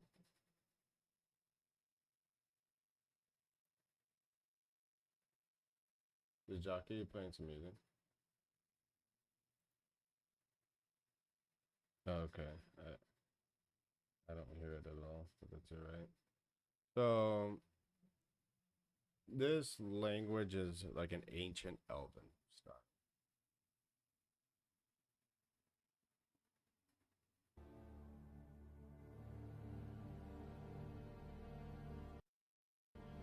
You would understand some of the words, but not all of it, since this is an older version of the language. This is the original.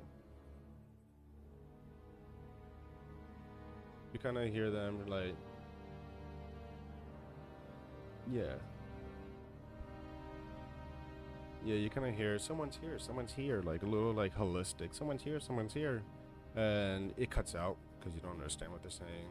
Then you hear the other one kind of just, he's kind of like, look at these guys. Like, it's just in and out, like as if they're like holistic talking to each other.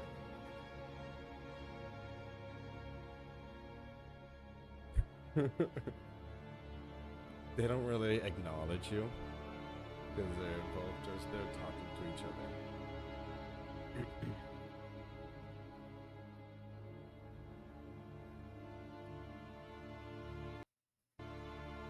So, as you guys approach, all right. Now, you guys have two options here. You guys can roll for initiation, or you can turn away.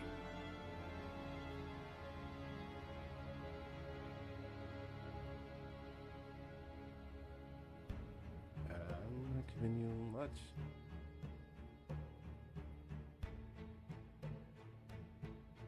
Alright, since you knock on it, I need all of you guys to roll initiation. There should be a spot.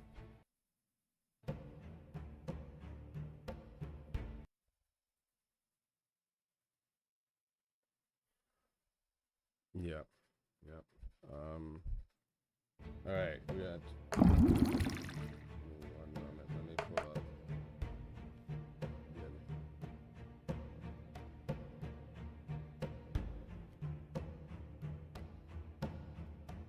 If you click on the dice on the bottom, there should be on the bottom it should say roll for everyone and roll for some.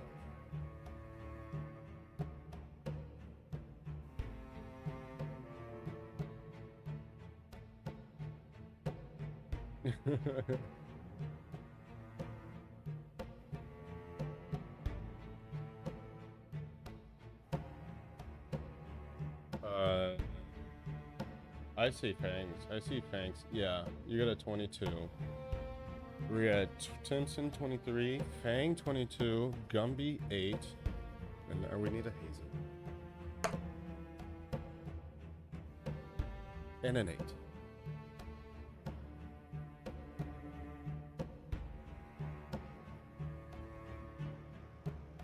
Yeah.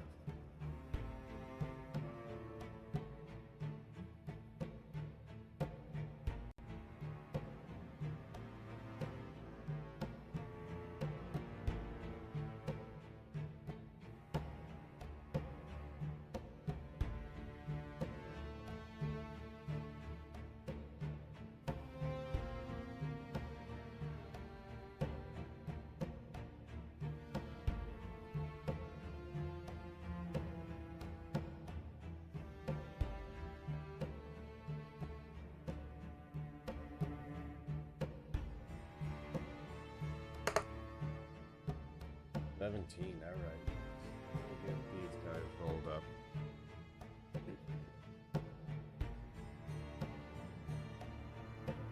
What's going on? Why is it?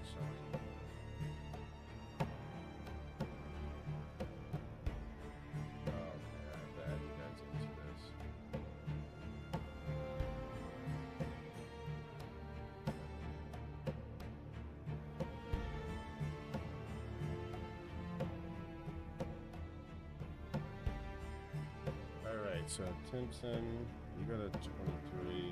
Bang, you got a 22. And 8 and 8. Alright, so what was it? What was initiative? Oh.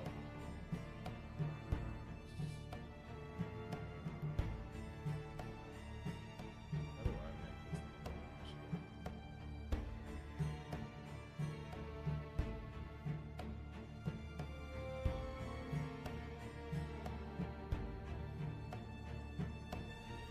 Alright, we are starting here. So, they both, so the statues got a 12. Right. So, Simpson, if you want to start something off.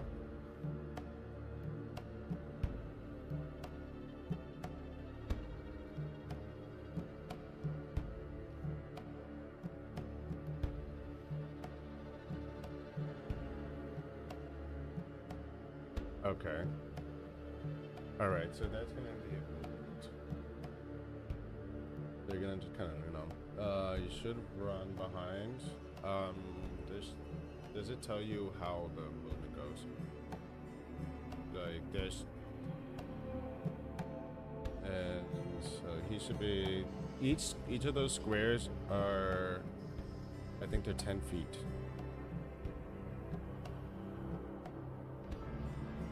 Yeah, you should have enough. And then I think, do you have any bonus actions or anything like that?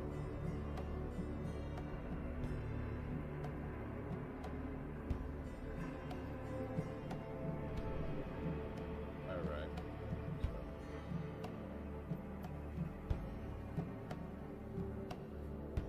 Okay.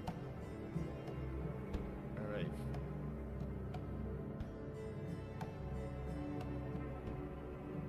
We're gonna wait for your turn. Yeah, it's Fane's turn. You're up. Fane. Yeah, it's your turn. Yep.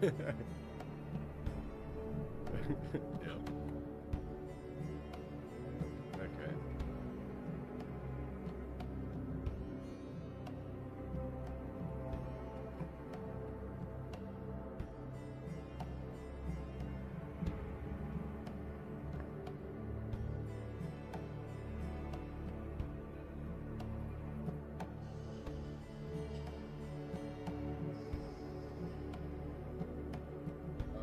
So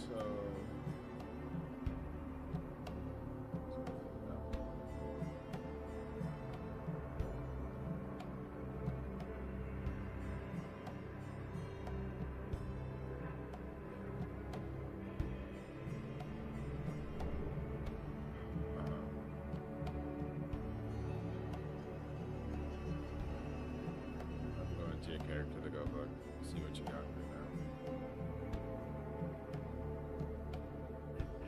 now. Alright, so you're gonna pull out. So it looks like, alright, you have a longbow, a scimitar, a short sword.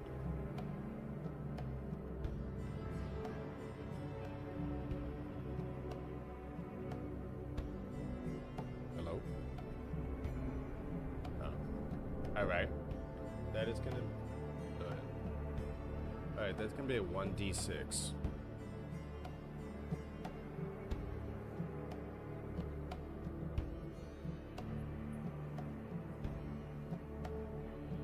Yep, so just, you should be, oh no, you can pull it out all you want. For the action, where look, if you're gonna attack them. What do you want to do with this?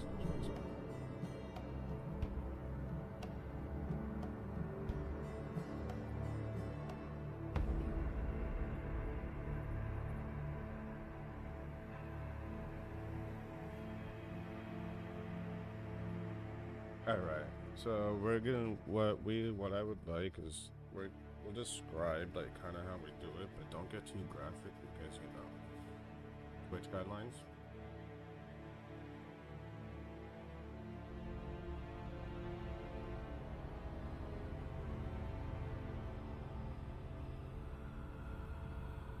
All right.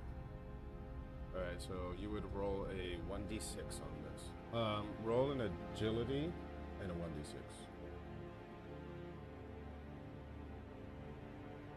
Well, sorry. Remove the agility. We don't need that because this is just a movement. All right, just roll the 1d6 for the attack.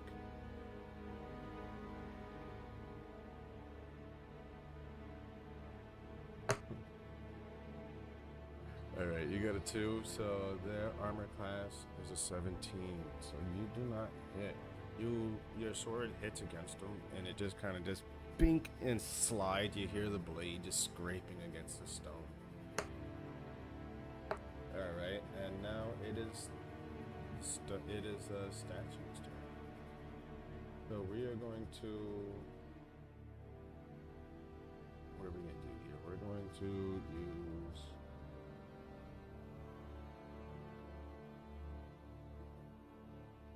They're gonna use a petrifying claw, the one on the left. So on the map, it'll be the one on the top statue. He's gonna use petrifying claw, and he's gonna go straight for Jamiel Saxon because he's right there close to him. This is a 2d8. Alright, so this is gonna be, the roll is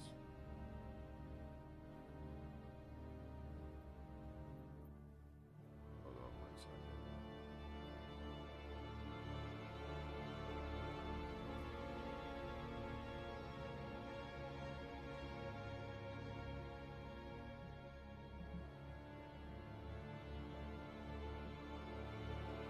Yeah. Yeah, that's what I was just checking. So I just realized that. I was like, wait, that doesn't sound right. So what did you roll with? Oh, so you rolled a 1d6.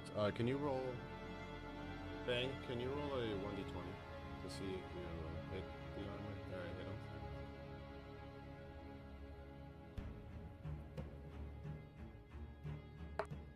Okay, so you get a hit. Their armor class is 17. You just hit. And then we're gonna use that 1d6, which is the 2. You're gonna take. What is your? So you can roll the 2. That's gonna be +3 because of the weapon. So you're gonna take, what is that? That's 5. So you take 5 points off of one of the. You take the 5 points off of them.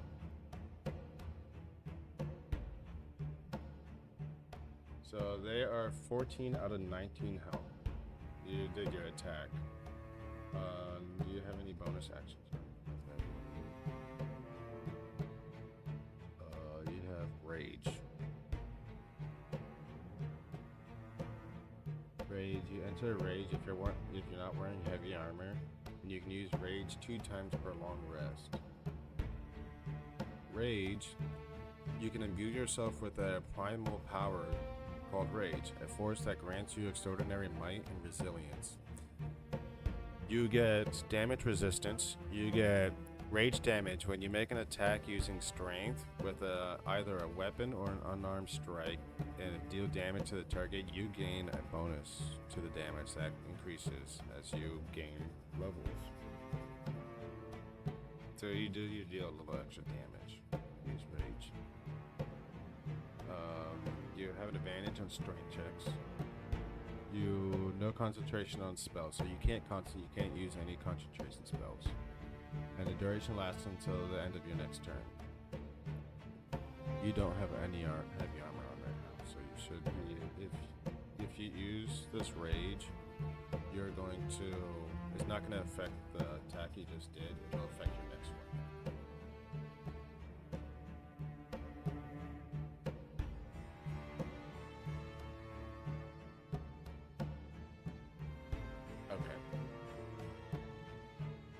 So now it is the Stoned Curse. They're going for Jamiel Saxon.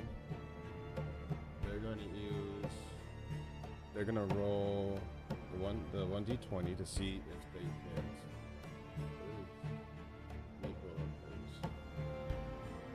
Actually, just let me know what your armor is. Like your armor class, yeah.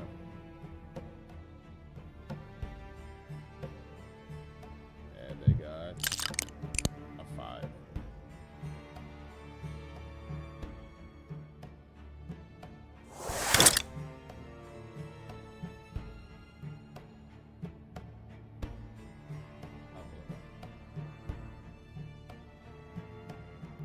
So if you're looking at your character card, it should be. Oh, you're on your phone. It's got like a shield. You have a 10. They don't hit. He does not hit at all. 'Cause they rolled a 5.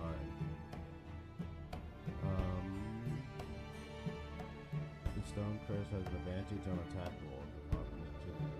Okay, so alright. All right, no, they completely they swing their claws, and it just misses you. You see like air. You see like they kind of like broke the air with how fast they swung, and it just hits the ground. And now it is your turn.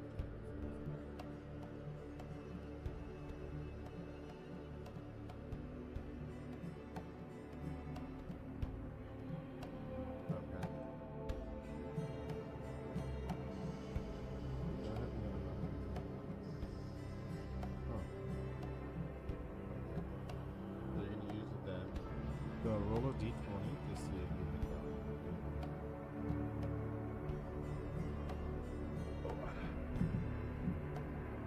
that. Nice. Nice, you got a 19. You hit him. Alright, and you're gonna do the dagger. So I would need 1d4.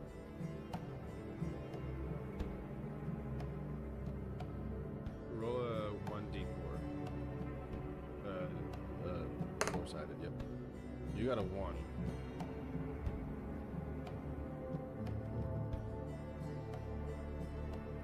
You hit him. You chip off and he sits down off that.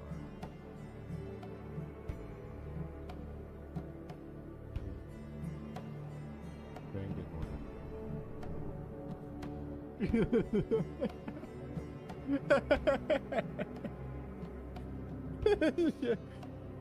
But yeah.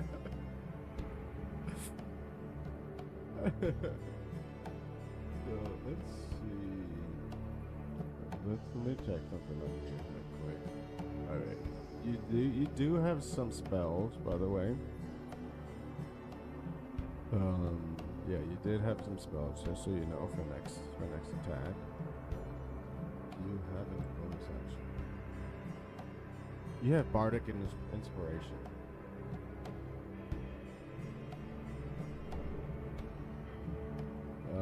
Using Bardic Inspiration as a bonus action, you can inspire another creature within 60 feet of yourself, who can see or hear you. I think it only inspires one. The creature gains one of your Bardic Inspiration dice. A creature can have only one Bardic Inspiration die at a time. Yeah.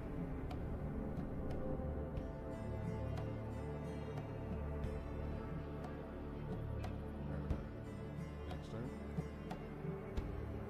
Gumby.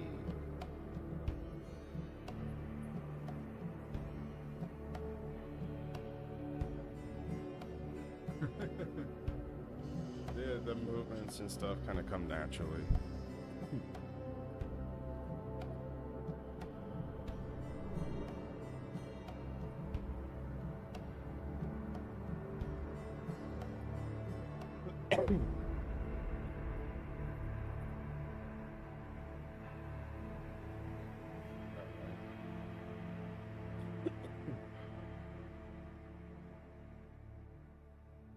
Okay. That'll be the top one that's close to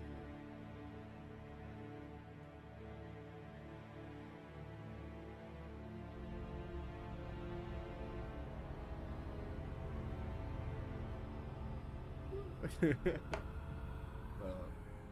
That, what was it that you were doing? What you type? The ray of frost. So that ray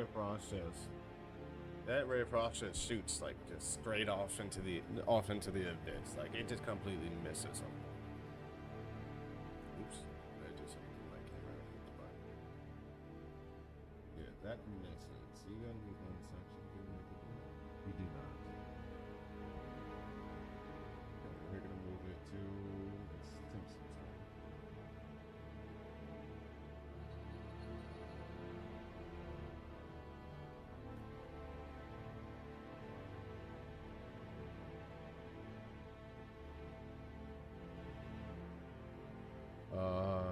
The thorn, you mean Pang? It's gonna be. I'll give it about like 6 or 7 feet away. Cause she did come up and try to like look at it, so but she didn't get too close because she didn't figure it out.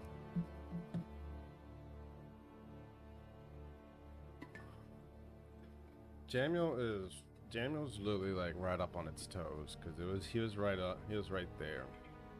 Gumby, he's kind of I would say Gumby. Yeah, if you look at the map, it should be maybe like that, kind of just off. Yeah, it should be right there, and you'll be yeah.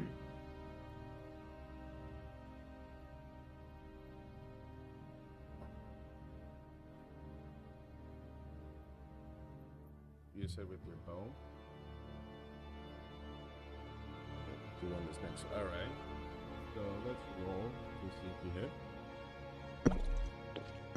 A 6. A 10. So this arrow it goes flying right past Daniel Saxon's face, like almost cutting him in the face. How's that close? And this thing just that statue has a staff in its hand because it's like almost like it was hiking. It hits the top of the staff and just pings to that little piece of wood that it's holding.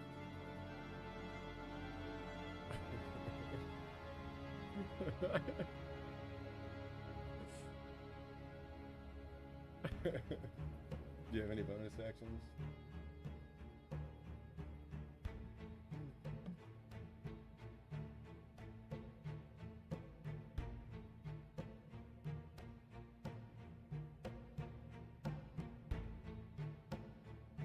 Yeah.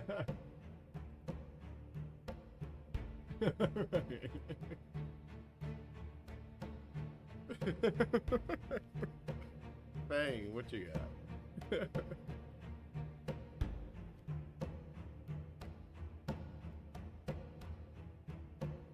Yeah. Yes. Yeah, you're right. You should be like right here. Because you're kind of like, if you see a character, you're kind of like right here or something, and just kind of whoop and jump like right past it.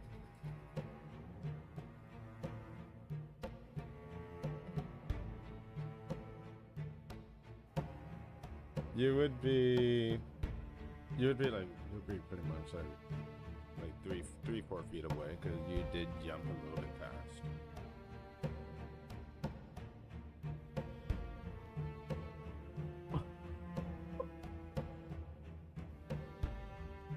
Wait, what's the unarmed strike?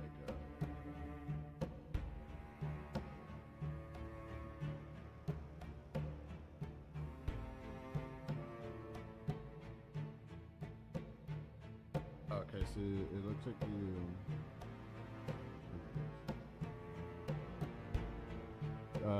roll to see if you. I'm a fire in my leg. Yeah. Oh, Kira's somewhere. Do a D20. Give me one moment.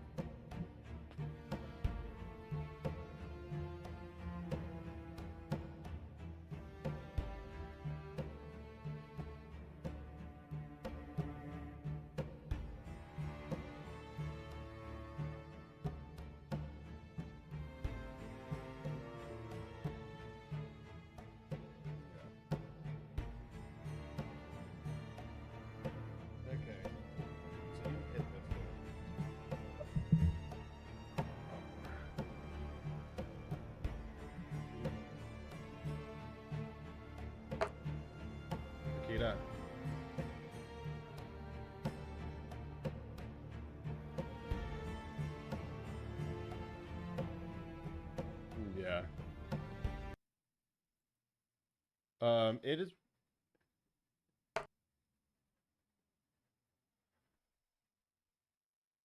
So let's see. Hold on. So you rolled a hit. You got a 20. Yeah, yeah. You just straight hit it before. I keep clicking it. So you hit it for 4 damage, or you push it for 4 damage. So we're gonna. Oh, I can't move him, but he moves away from like 4 feet.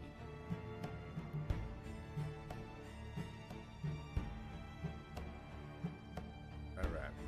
And now you want to use that range, or you gonna save it?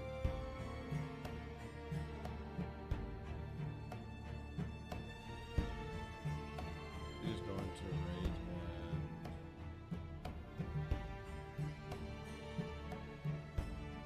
and it gives you damage resistance. It increases your damage just a little bit.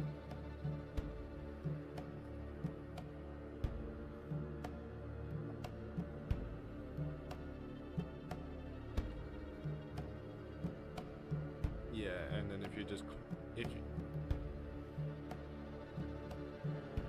it just makes you angry. It strengthens you and makes you angry.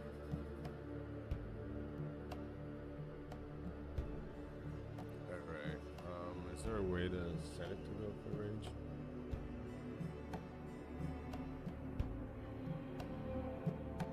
Okay.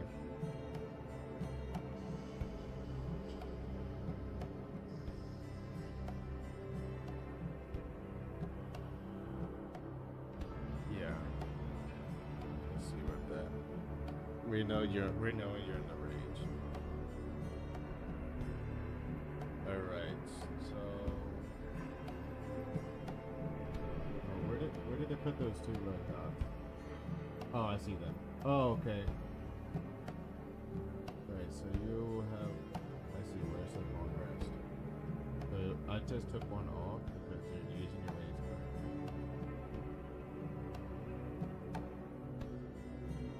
So we know for sure what markers.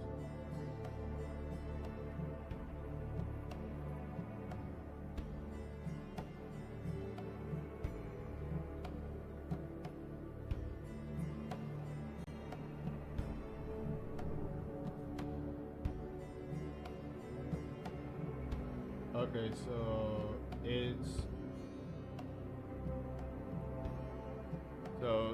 it gives you a +2 to melee damage, and it gives you resistance to bludgeoning, piercing, slashing.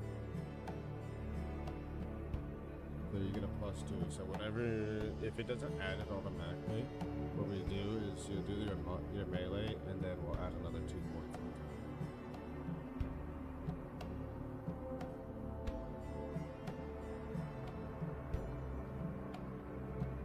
Get out of here. I gotta hide this screen. Zoom in. Alright, so we're gonna move over to. Alright, it's the statue's turn. It's time for the statue's attack. So we're gonna go for the one that you just attacked, Fang. He turns at you and he's looking at you.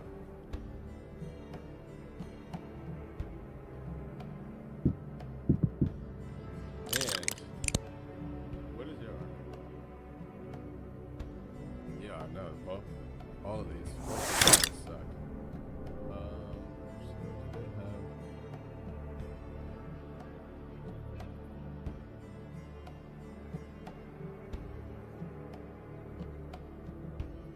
They don't have a bonus.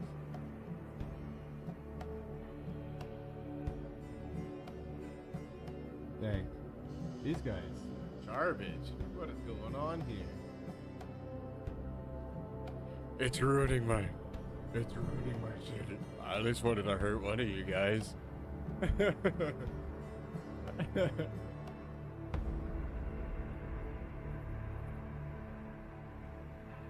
I know, that's what I was hoping for.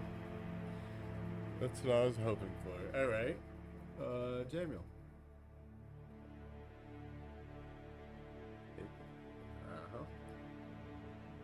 Oh, I can see your armor classes on the screen.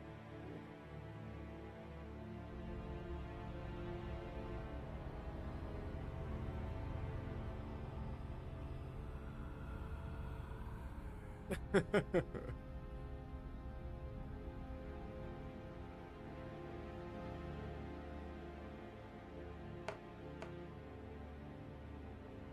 got a 19, so you hit this thing. You hit it. Now, with the dagger, 1d4, yep. You hit it. You hit it for 1. You have any bonuses to add to that? Or no? Oh, you're a bard, so you don't really. You're a bard, so you don't really get a plus anything. That's just a straight dagger hit. Yeah, you want to use it?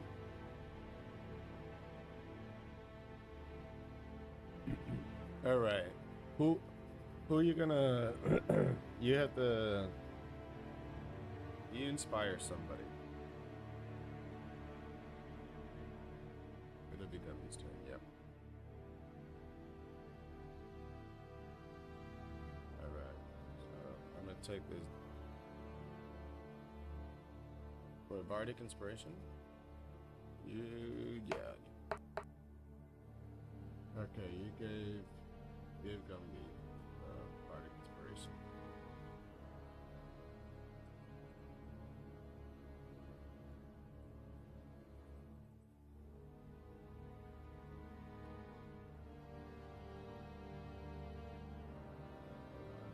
Let me see what the modifier is.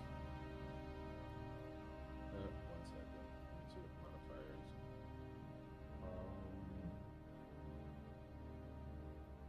After this fight, we're gonna take a quick pause because I'm not gonna keep going.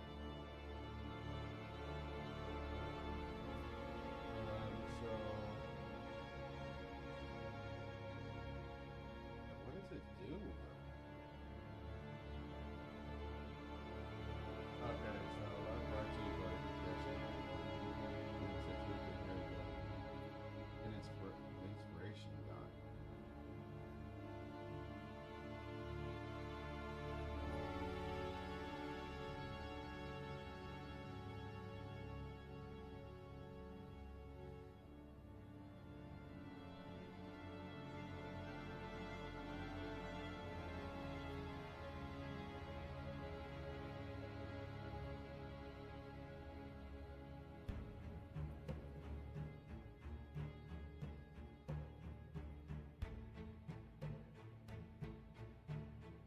Oh,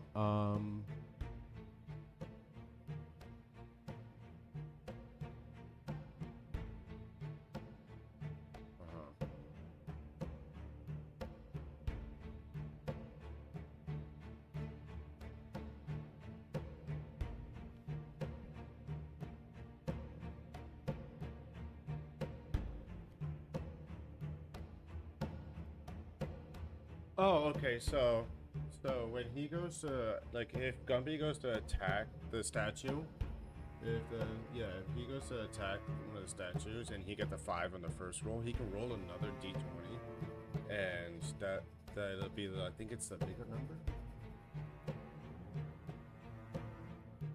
Yeah, advantage. Okay, yeah, okay.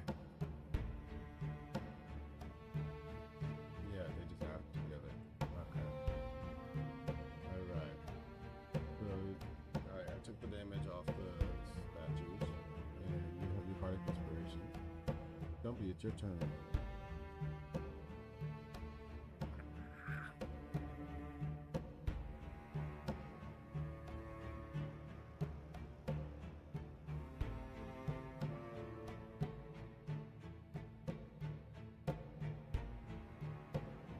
Yep.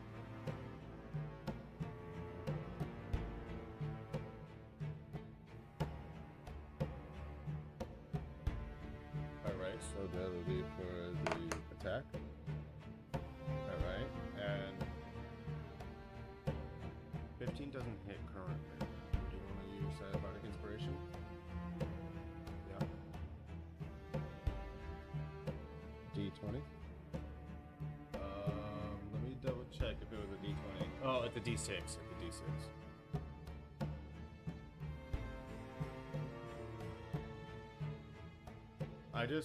I just realized these guys have a +5 to each of their attack rolls. and added those on.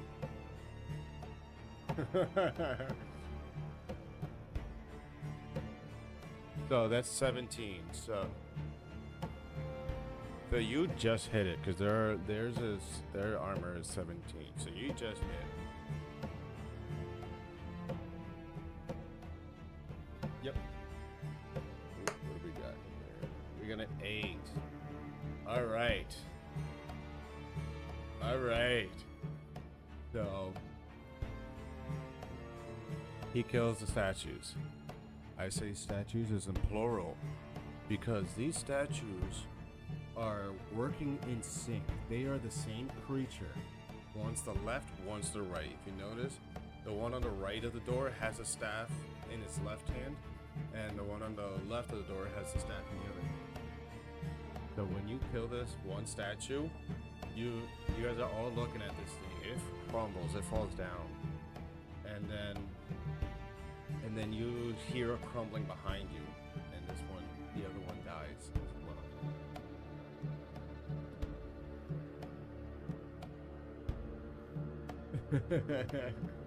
Lucky I didn't add that on. I forgot to add those. All right, we want to take a quick break real quick. Let me know. All right.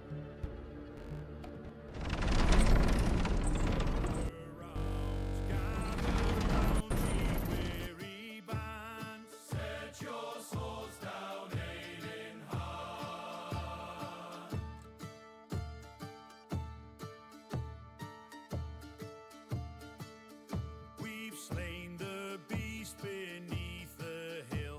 Across the bridge of Iron Will. Wizard says the map ain't done. But the dark keeps pouring. Hold that one.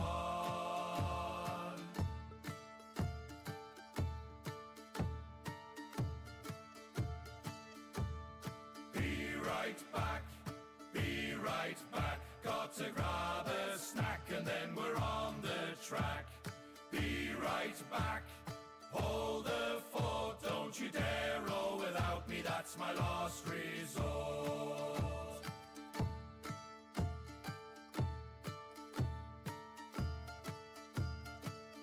The rogue is picking every lock in sight. Every cleric's praying we survive the night. Survive the night. Just rolled a natural one. But I need 5 minutes nature run.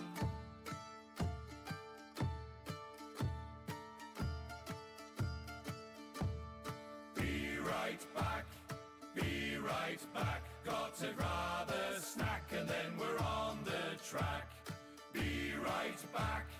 Hold the fort. Don't you dare roll without me. That's my last resort. By the dice we roll, by the tails we spin, by the dragon's gold and the tavern's din. We swear this oath upon the table round. No quest goes on till every soul is found.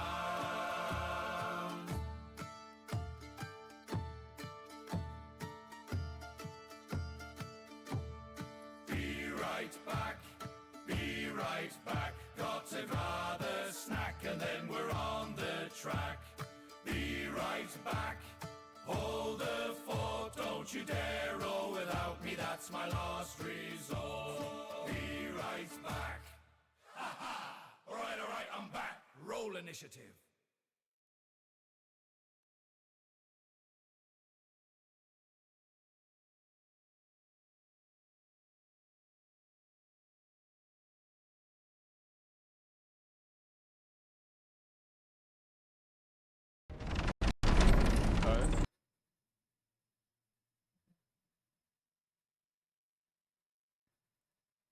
Yeah.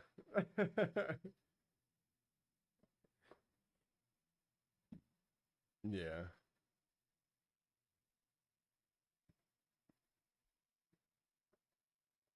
Yeah. Yeah, what were you saying, Hazy?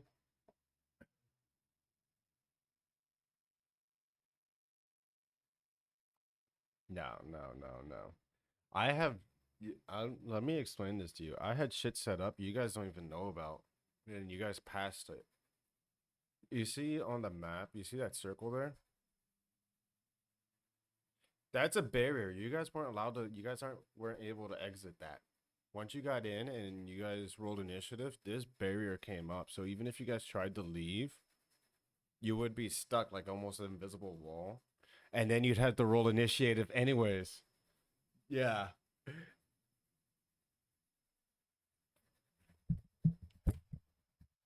Yeah, even if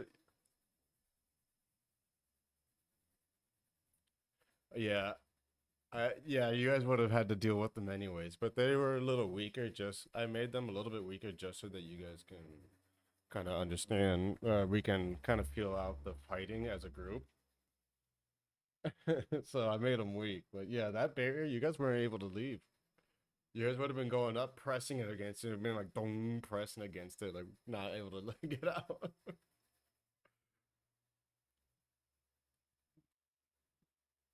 Yeah.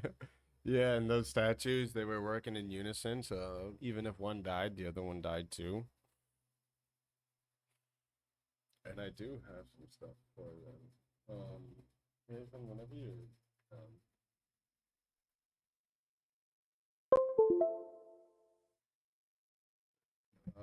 let's see.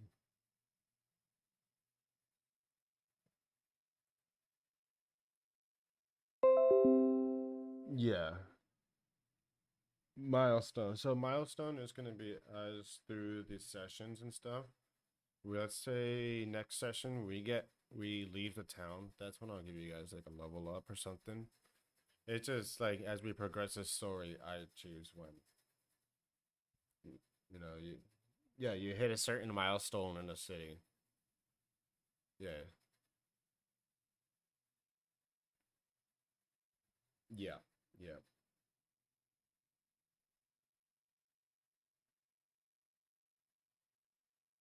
Wait. Oh, whoa. So perfect. This whole entire story. There's something on me. Whew. All right. So this this story.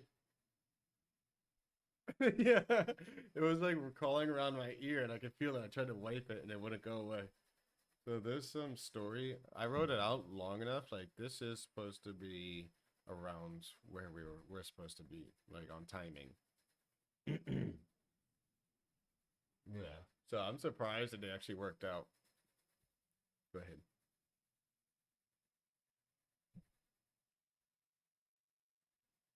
Okay. It's almost 10 here. We should, so let's see. Boom, boom, boom. We're past that. Okay.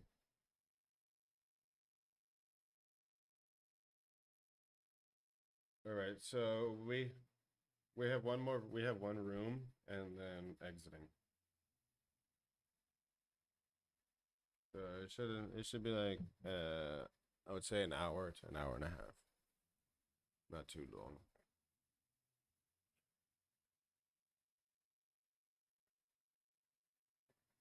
That would funny. Raven, Raven, you all set with your snack? Oh, okay.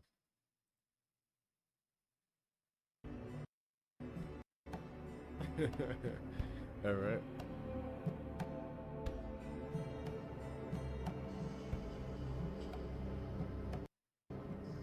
I'm pretty sure wait may take.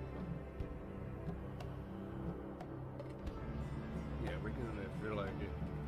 We can always pause this and needed. All right, so let's continue. Let's go. Let's do this. So you guys kill these things. You guys kill.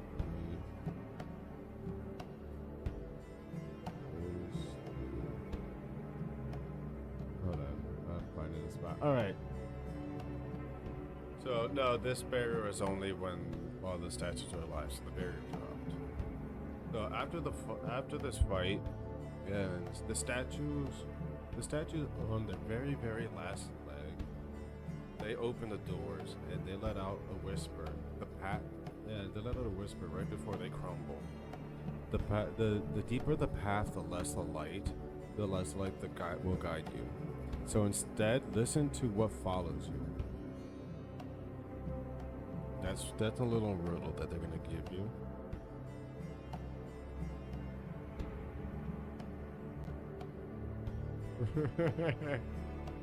So, as you guys go through this door, so let me move this over. And we're gonna go beep, beep. I'll put you in the middle just because you said so. So, you guys are all grouped up like that. Log of war. Oh, no, don't reveal all. This is gonna be a nice tunnel where you guys are at right now. It's like a little tunnel.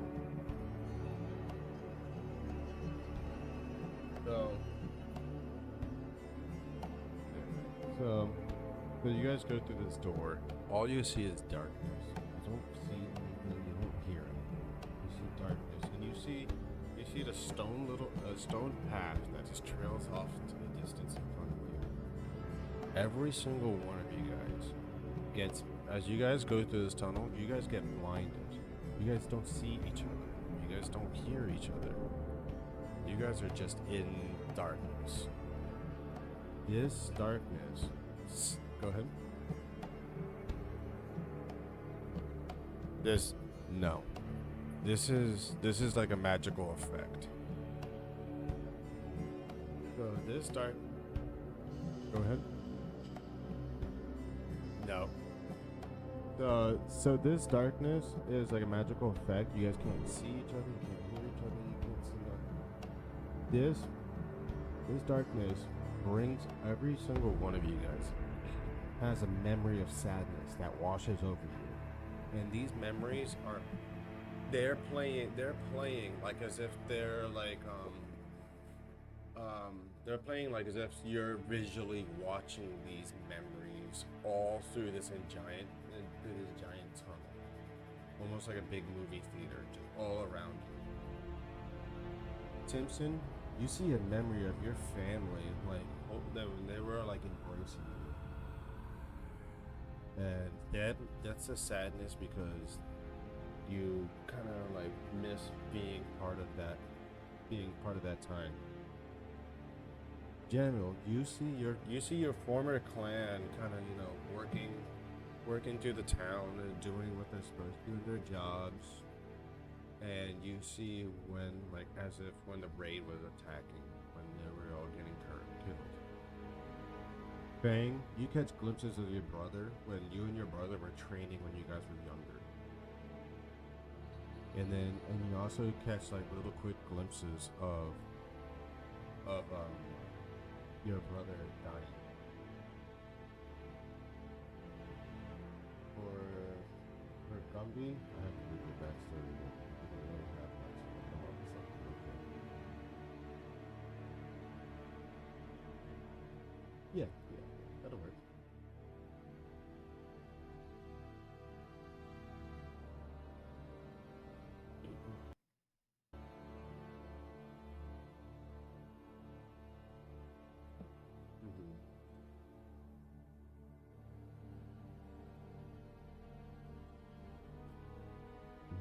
So these memories are hitting us so strong that it's almost like tormenting you guys.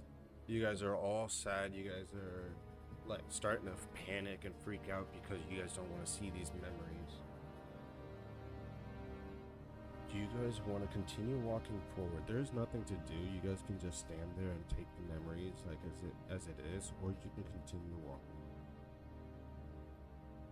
And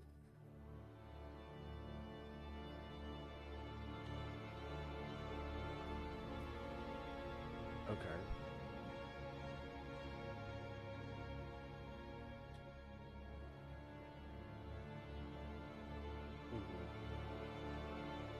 Oh, okay, so you're kind of freezing up.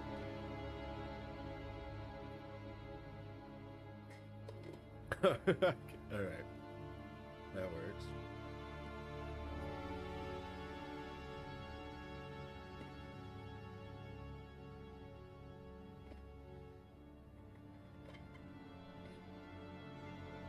those memories you're getting, it's like they're sweet memories, but they're causing you great pain because you really were attached to those sweet memories. It's making you sad seeing those memories and knowing that you've been pushed away.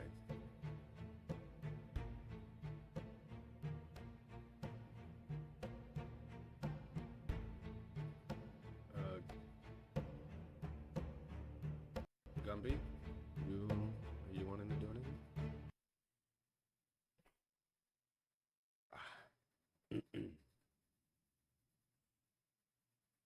You want me to say it again? I can say it again. Okay, so the deeper the path, the less the light will guide you. So listen to what follows you.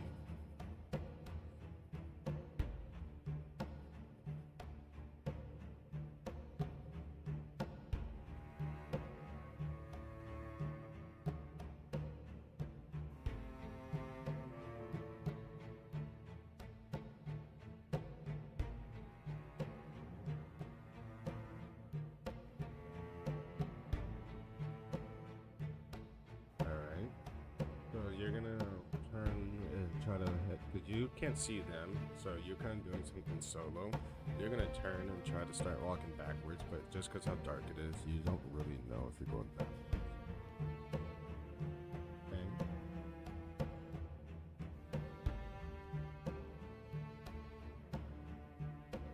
Okay. So here we go. So, whoa, I clicked the scroll on that thing and it just sent it up. So you continue trying to walk forward, and at the end of this tunnel, like you keep walking forward, and all of a sudden you kind of just pop out of the darkness, almost if like you just walked through a wall of darkness and you pop out into this room. What you're gonna do is you're gonna turn around, inspect the wall a little bit, be like, look at it, like, what the hell was that? And you see Gumby kind of just like walking around aimlessly, and you reach through the darkness and grab him and pull him out. And then that's when you guys will also call, you guys can call to Timson and Jet and Daniel, and they can hear it, so they kind of walk towards your voice.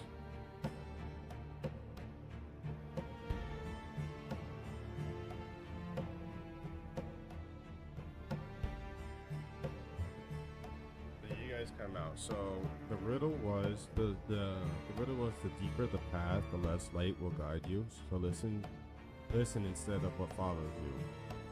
So that means sometimes to ignore your past is what actually keeps you safe.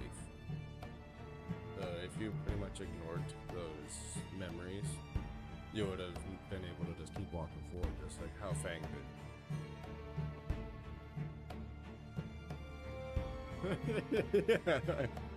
Yeah.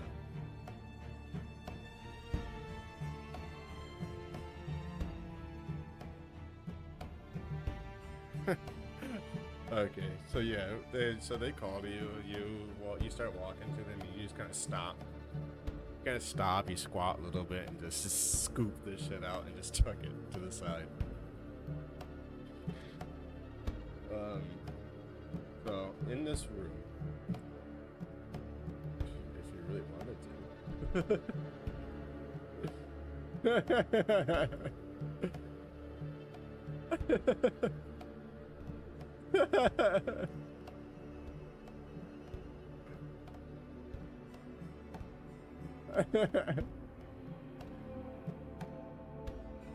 Oh yeah, he's got like a hint of shit on him.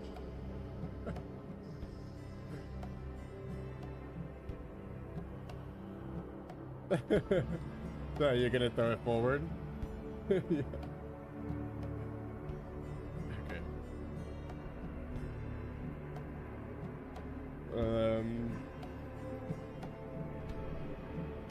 Yeah, athletics would be.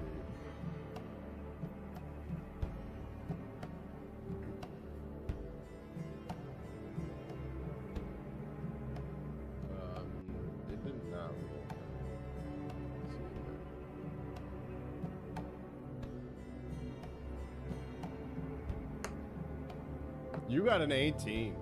So you chuck this pile of shit, right? And it. Do you have saving throw? Maybe. You can block it with the shield. It's gonna hit you no matter what. But if you want to block it, you can. Stealth, well, not gonna do nothing. Yeah,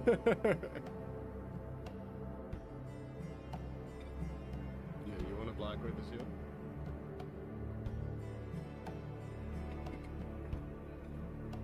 Okay.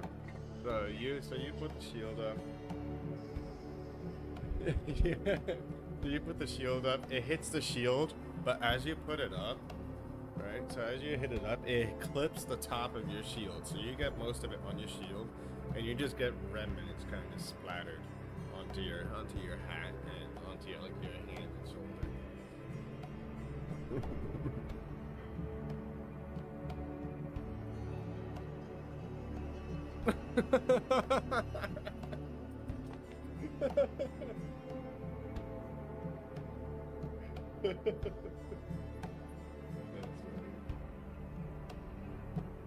Alright, so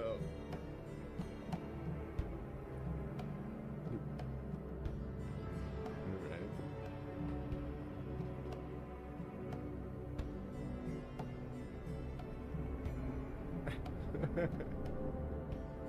Oh, why are you wet?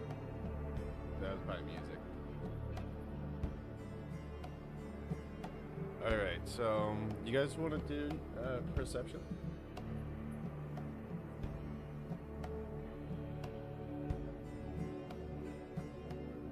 That kind of just means that you'll notice like if there's a trap on the floor or something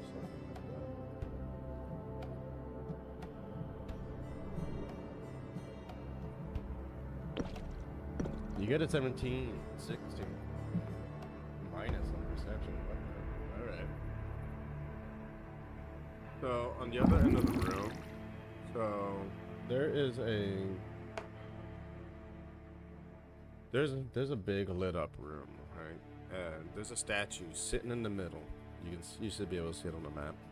There's a statue sitting in the middle. The room is lit up from a hole that's in the ceiling. Like there was another part of the sinkhole way above in the ceiling. And it's casting this light down into the middle of the room. You see bodies kind of scattered around, like skeleton bodies kind of scattered around. They've been there for a long time.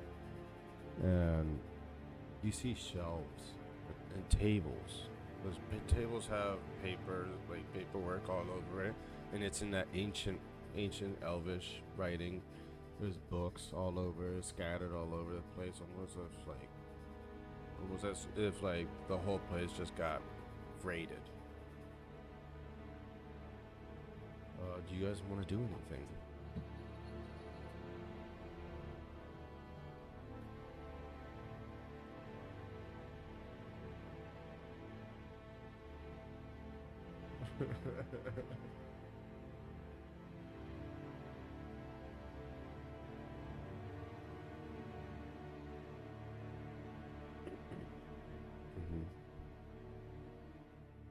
Okay.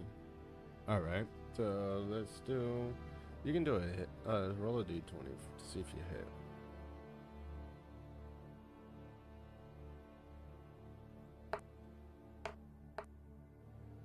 So you hit this. You hit this statue. But it doesn't really do anything. The arrow kind of just shatters. It just shatters and you see it just blow up into pieces and just fall down. Anyone else?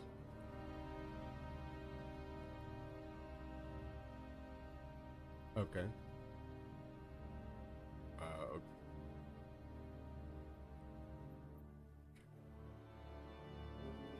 Okay.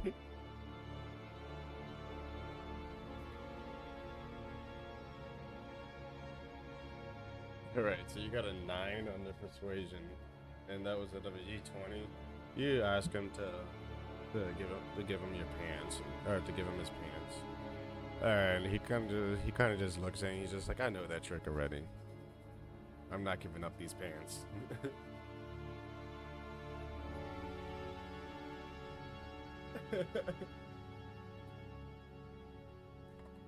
All right.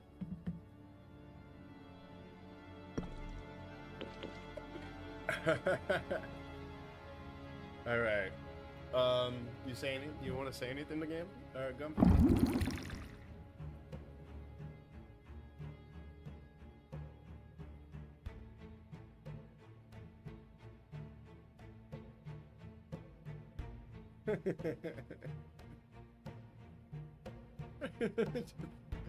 Hands him over. All right. Well, you go and try to put him on the statue. You can put him on the statue, but it's a statue, so you can't really slide the pants up the legs. Is there anything? How would you want to put these on it?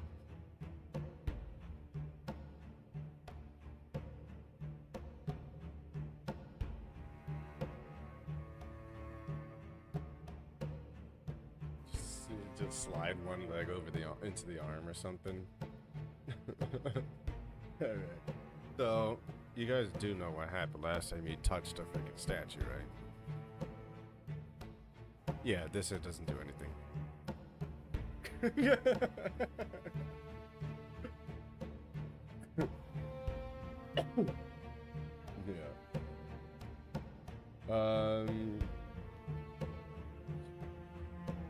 Simpson, can you give me a perception check? Because the other two got perceptions. They know what the room is. Oh, no. How do you want to... Do you want to do anything with these? Yeah, give me a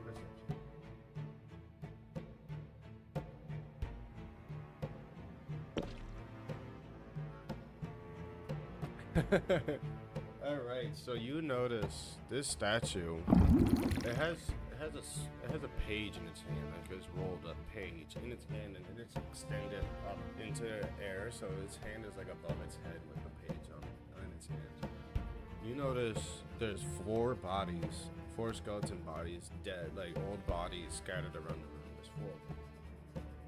You guys want to search these skeletons or anything?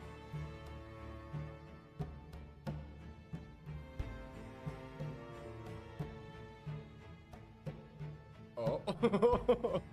All right. So you grab this page from the statue.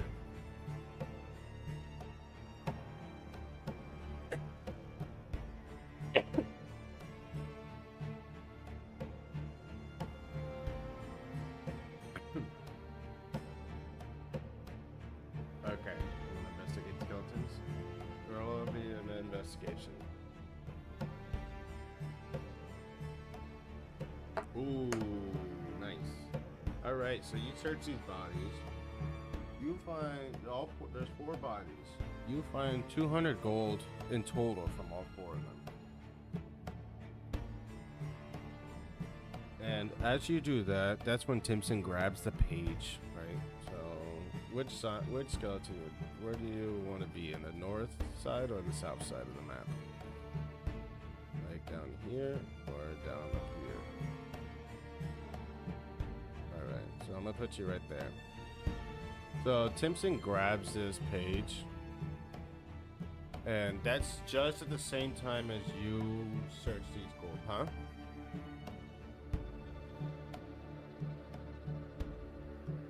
Oh. So since he pulls the page off the statue, yes. I need you guys roll for initiative, because if you take a look at the map, hold on, something's lagging here. Alright, so what is going on here? I'm lagging a little bit. So if you guys take a look at the map, you will see there's some skeletons. And now this combat should be different. So you guys got a 14, 13, all right.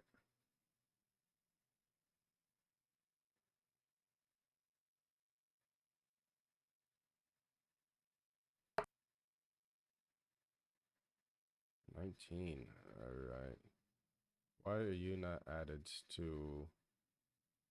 Oh, did you roll initiative? Hazy? Why are you not showing up? Okay, I'm gonna have to run it off the other page.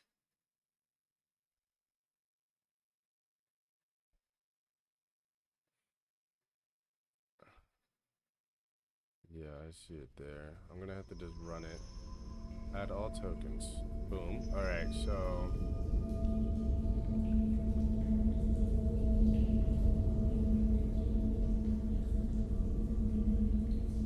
Well, what is going on here? So you got, what'd you get? We got 8. We got Fang, what'd you get? 13. Alright. Gumby. 19. Nice. And Timson. 14. And the skeletons got 13. Both of them got 13. Booyah. Alright, so first off is Gumby.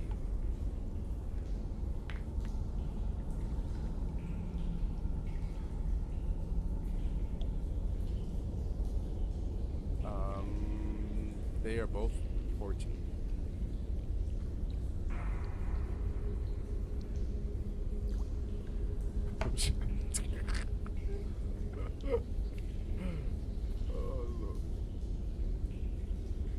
Yeah, I think he should have one more. You should have, you don't have a bardic inspiration because you used it, but Jamiel can give another bardic inspiration when his turn comes. So, really click next. All right, Timson.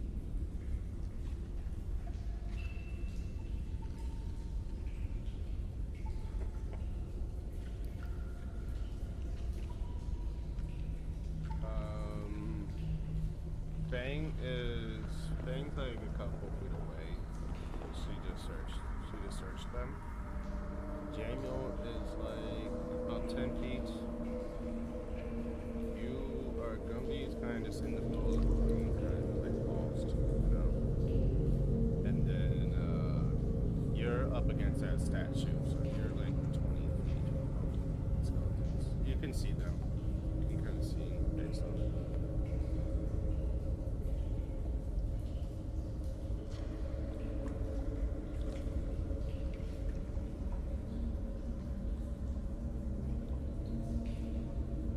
You can move your characters as well. You should be able to move them. Yeah. So that is about 10.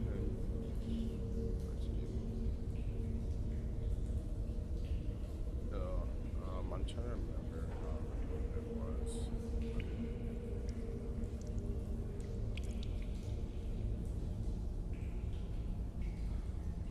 Let's see how this moves right now. Alright, so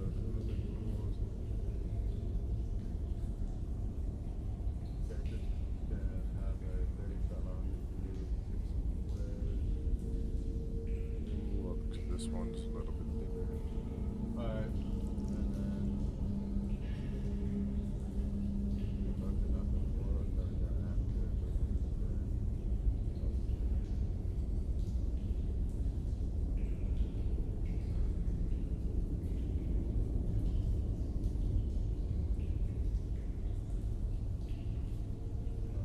Yeah, so that's just that. What is your movement? You have 10 feet. We're gonna just play it as like you can move those within those 30 feet. That's how we'll just leave it. Just for now.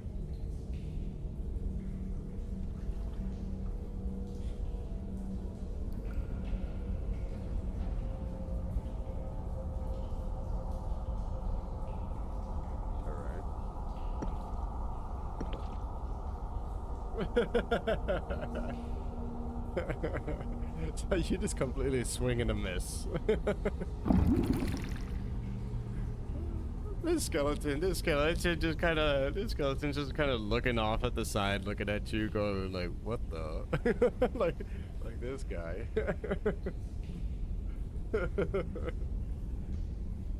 Right.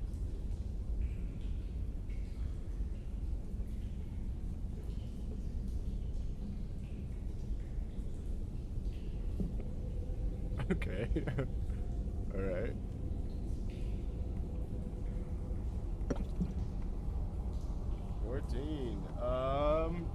Yep, you just hit.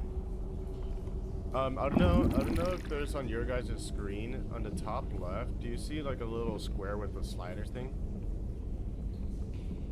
You should click on that. Yeah, it should show you the combat order.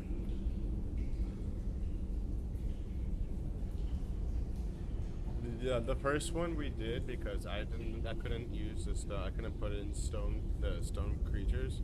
But this one I was able to put the skeletons in, so now we can use it this way and you can see.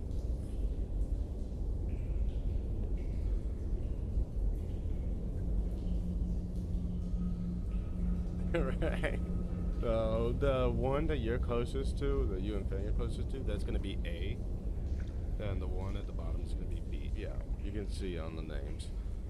So you hit for 4, right? So we're gonna 4 damage. I'm gonna reduce it off that one. All right, so this skeleton, that block.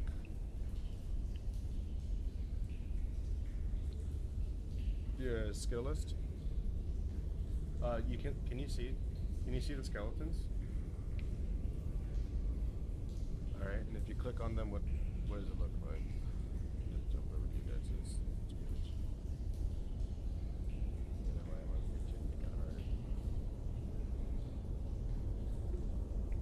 Yeah, so you have to really allow them to know what they're looking like. You guys can ask me, hey, how is he looking? Like, can you tell me how he's looking? And I can be like, oh, he's got a little gash and he's hurting or something like that.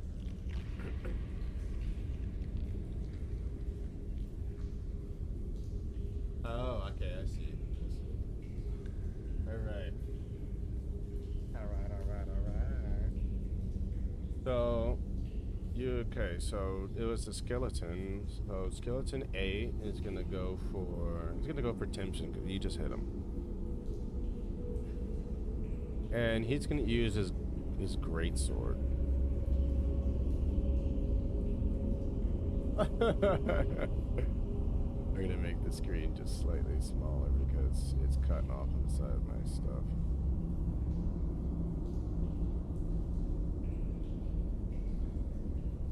Alright, so oh, sorry, not a great sword, it's a short sword. Sorry. Apologies. So it's a short sword.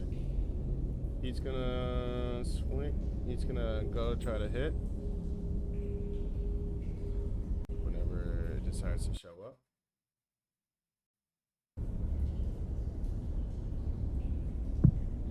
Seven plus 5.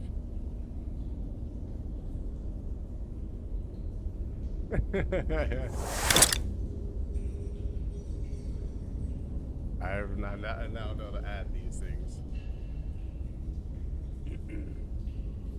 So he missed. No, we're gonna.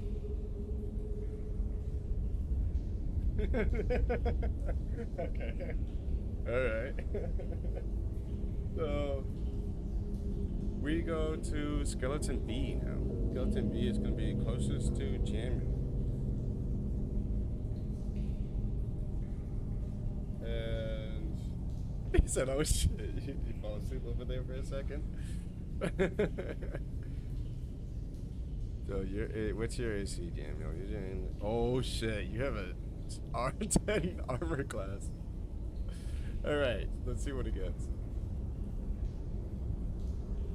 6 plus, what is it, yeah, plus 5. He hits you. He's gonna use. He's gonna use a short bow on you. So that'll be a ranged attack. That is a one. Oh, I can. Nice. 1 + 3. He hits you for 4.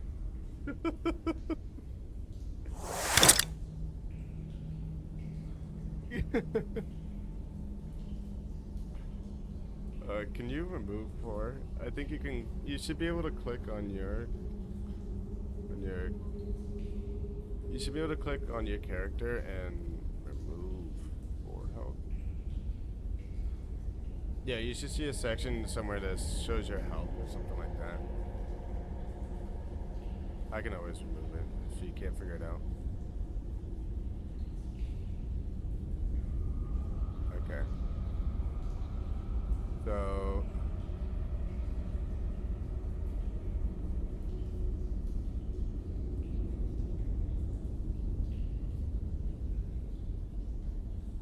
there you go. All right, so there's I removed your health for you. Now it is Fang's turn.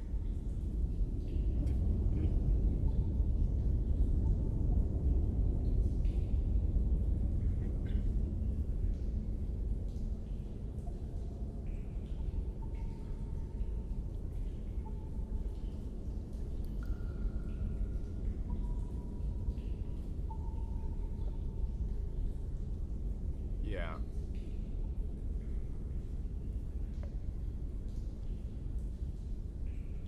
It should not be a bonus action, actually. I'll double check. Go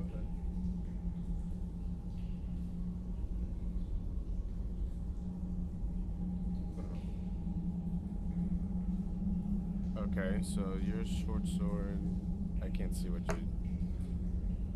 Okay, 19. So if you're looking at your skill list, you see how it says like what, like 1d6 or something for your thing. You should be able to click that. You should be able to click that square, or let me see, and it should automatically roll. Yeah, and it'll add all your multipliers and stuff to it automatically.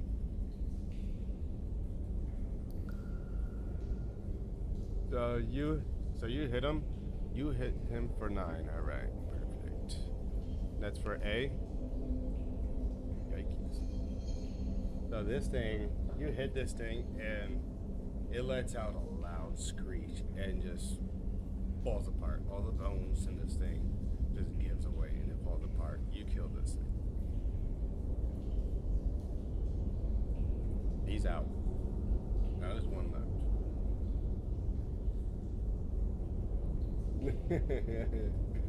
There's anything you want to do, Jamil, or thing before we end it?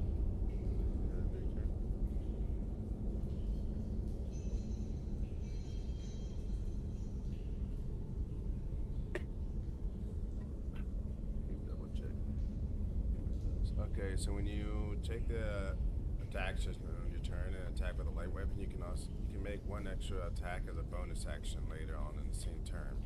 That extra attack will be made with the different light weapon. So you have 2 short swords.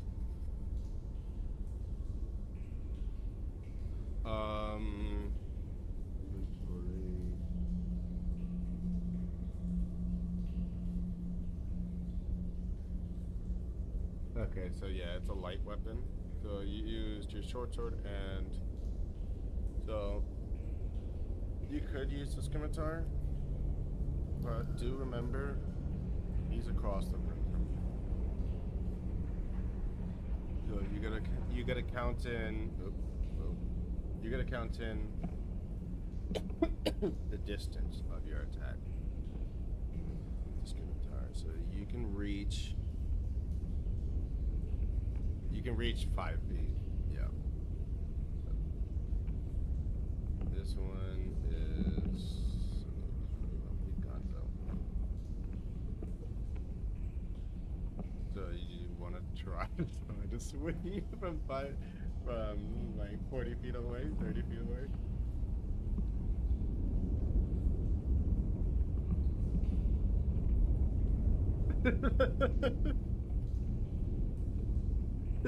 You're just. There should be an attack. So let's see. Action in combat. Attack, dash, search, shove, study. I don't see that you have that, bro.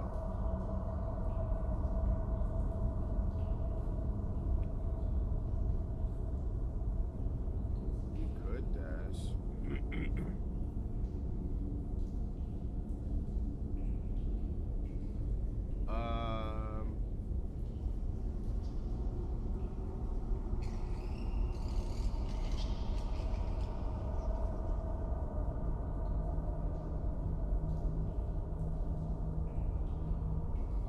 Yeah. So you would only be able to use your bonus action, so you wouldn't be able to actually dash.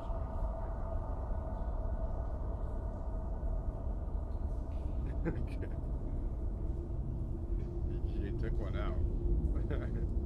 All right, Jamiel.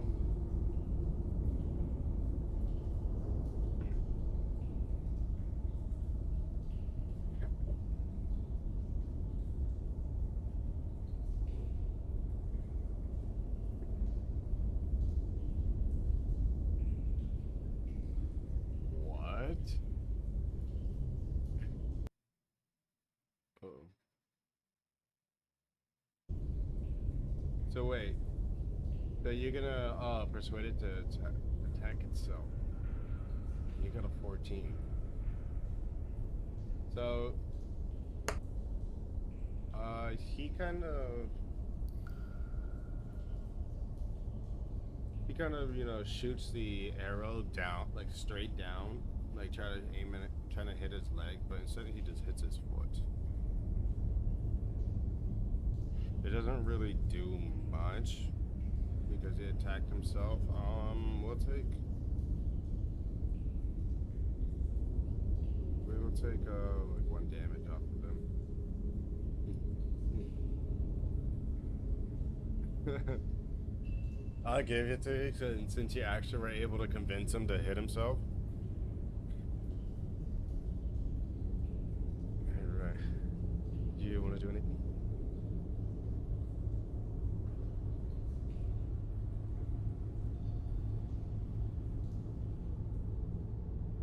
Gumbies.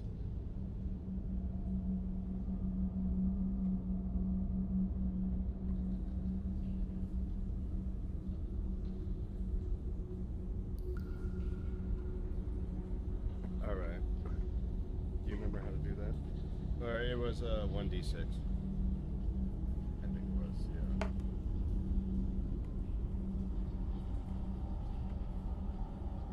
So the Bardic Inspiration, that gives that. What is? That's what I don't understand. Let me see.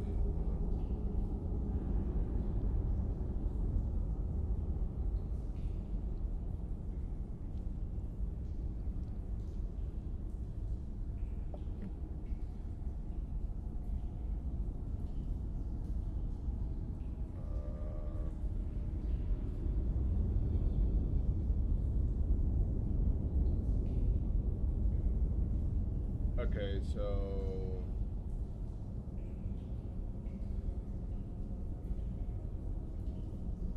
what the heck?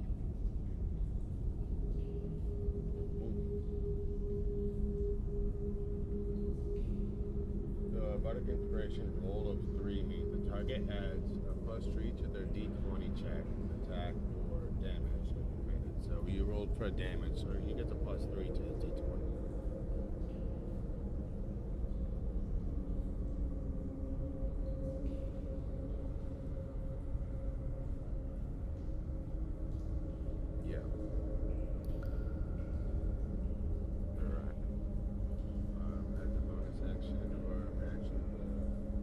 Section of art gives an ally d6 starting die to choose their performance for 15 minutes.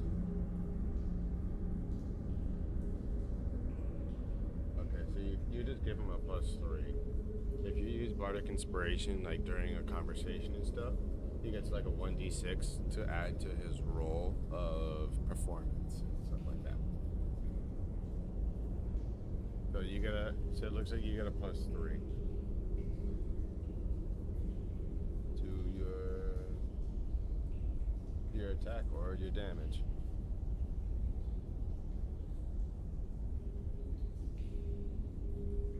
Alright. So if you click on your roll and your attack on your character sheet, it should automatically add that Bardic Inspiration.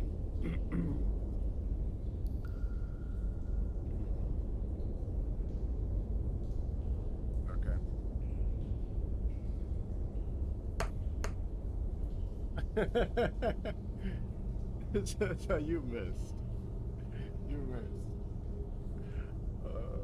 This, I want to see something. This.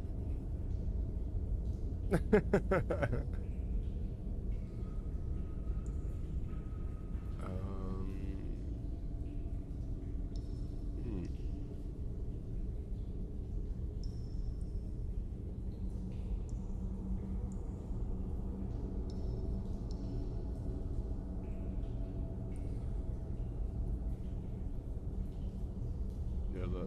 You're a little far. You are still a little far from that reach. Is there a... Well, it's a bonus action. So I think throwing would be an action.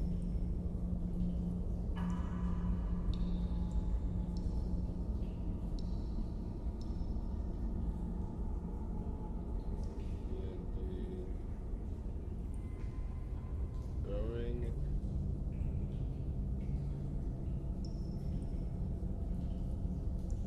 Okay, so is throwing a bonus... Throwing a weapon as a bonus action is typically done through two-handed fighting. Oh, so you can.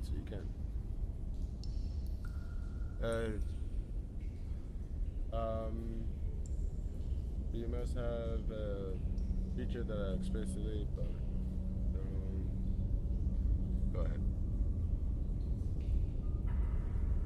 You can throw your dagger.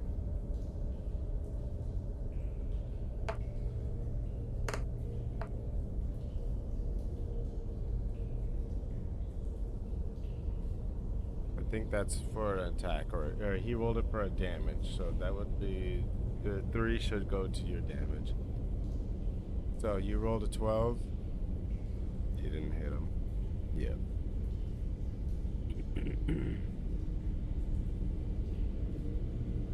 Yeah, it's just. Yeah, he won't be able to use that dagger for the moment until he goes and retrieves it. Alright, Timson.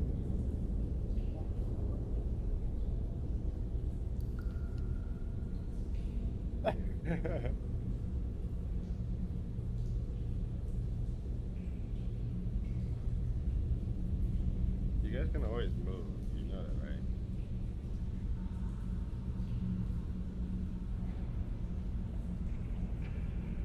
You can't move because it's not your turn.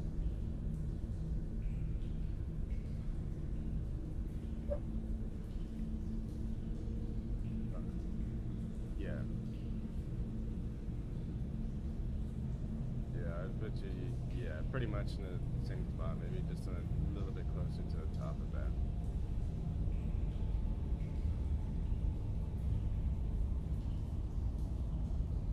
Yeah. I'm gonna figure out all the movements and everything else. Nice.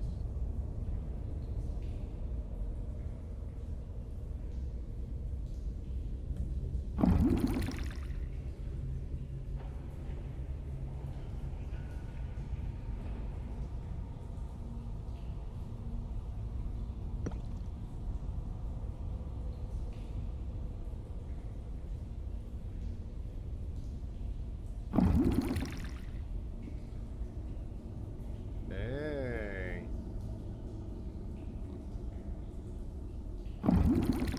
You killed him. You killed him. Nice. These were a medium rating for them. Now I know I gotta put some hard ones in there for y'all.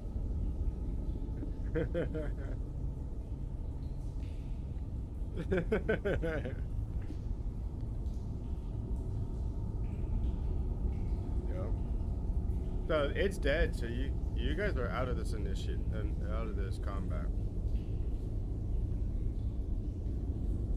You can heal up, or you can wait for you can wait for your long rest, or short rest.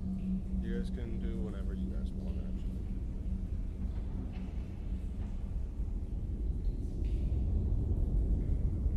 You can if you want, or you can wait till we leave.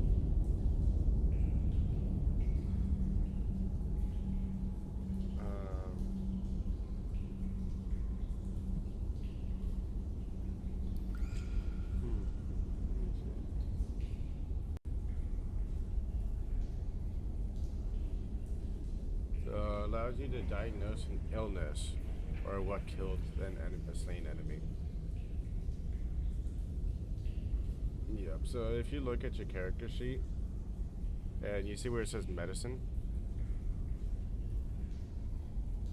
yeah, go ahead and you can go ahead and click on it and it'll explain it to you. It tells you everything. Alright, so you guys wanna sleep here or you guys wanna wait?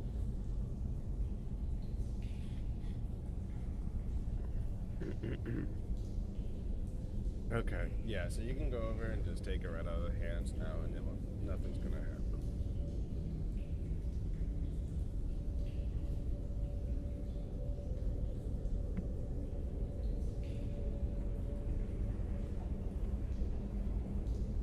Yeah, thank you, because that allows me to do something. Uh-huh. Yep.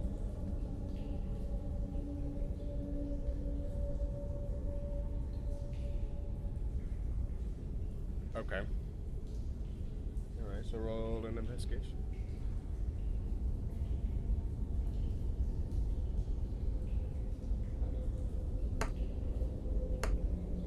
You get a 12. Alright. So you're looking at these tables and you're kind of checking them out. And off in the distance, I'm gonna place I'm gonna ping it on the map. You know. Or actually I'll draw it in. So you're gonna notice right over here where I put this little black circle, you kind of notice like an enchanted book. It's not really anything like too special, but it's just like a little relic book. And as you're looking at this thing and it catches your eye, time starts to slow down. It slows down to the point where you guys cannot move. And all you guys are allowed to do is look around the room, like with your eyes, but your movements are slowed so much that you're barely moving. And all of a sudden, this portal, it's like a galaxy look with like a greenish hue to it, just appears out of nowhere. It just appears right in the middle of the room, like right. It appears right by the statue, right here. And out of this portal comes a humanoid. It comes out this humanoid in this giant. He's in this black, like leathery armor, and the armor has some gold and silver designs all over it. And he goes over and he grabs that book, and he turns back. And he grabs the dead corpses of the dead skeletons too, and drags them over to the portal, and he chucks them in. He kind of like just throws them in, like to get rid of them first, and then worry about everything else. And this humanoid glances over at Timpson, and just kind of just looks at him, like almost, and then he jumps into the portal and leaves. Timpson, you notice a familiar feeling when you lock eyes with this being. This humanoid looks like an empty shell and like it's being controlled from somewhere else. But you notice something familiar, like a familiar feeling about this humanoid when you lock eyes, and then he goes away. So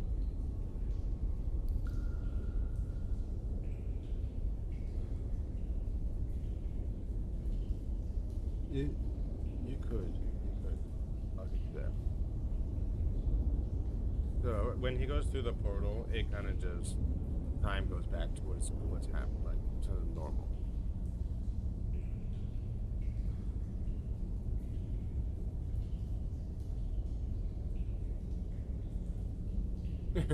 Just right when the portal just goes bink and closes, just hello.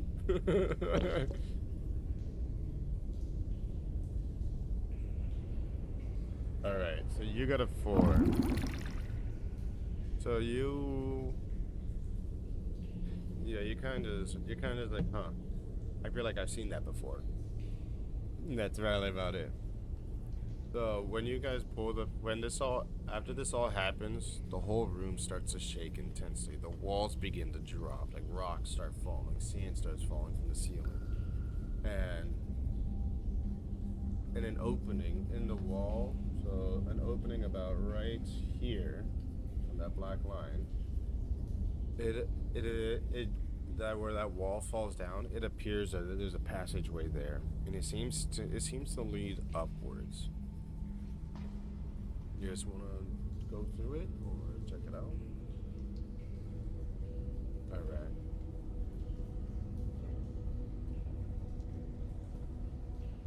Yes.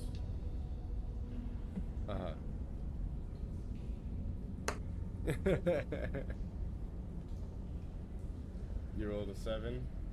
You just notice the passage just goes up.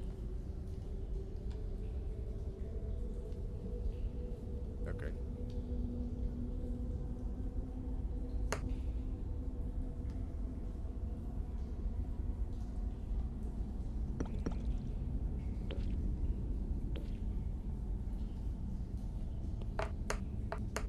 Hey, there you go. So you kind of you go up to this opening, this passageway, and you just lean forward and like poke your head in and look around, and you see a light at the end of the tunnel. You just see it go all. You kind of see it like climb upwards, and then you see an opening, and you can kind of see like people just like walking around, ignoring the tunnel.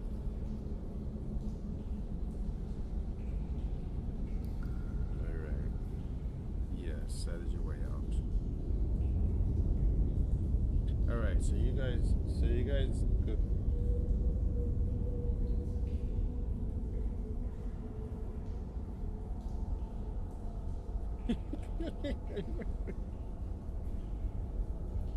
So you guys go up this tunnel. You guys come out of it. You notice it's Solvaris. It's the city. It's just on the west side of the Solvaris, and you guys want to do anything? You guys want to go find Doc or anything like that?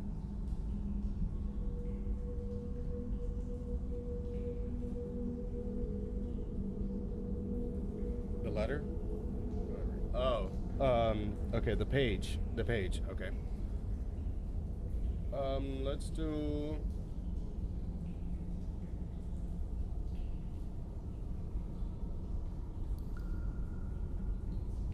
I'm not sure what would we roll for that one. You can decide which one to roll. Because that would be like another investigation, I feel like. Oh yeah, intelligence. There you go. That'll work.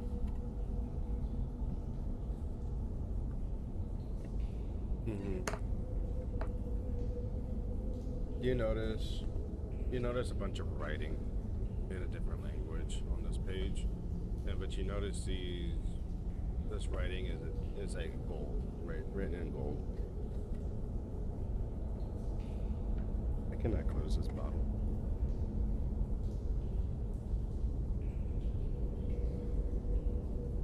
It's ancient Elvish, though you would know a little bit of it.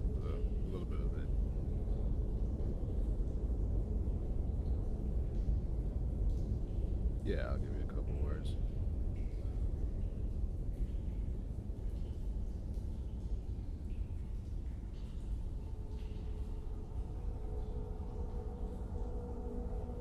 wonder if there's a language thing.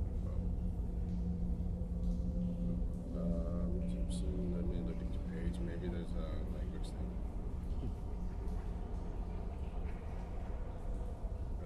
So I wonder if there's like a role for one of the languages.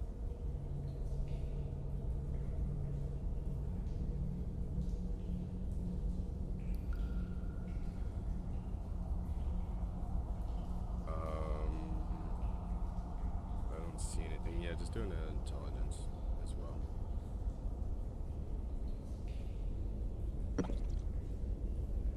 Okay, you got a 12. So you look at this page, you see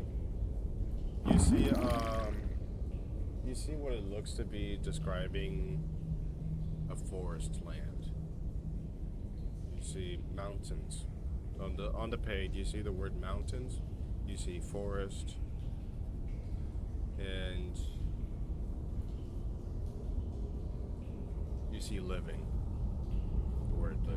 The words mountain, forest, and living.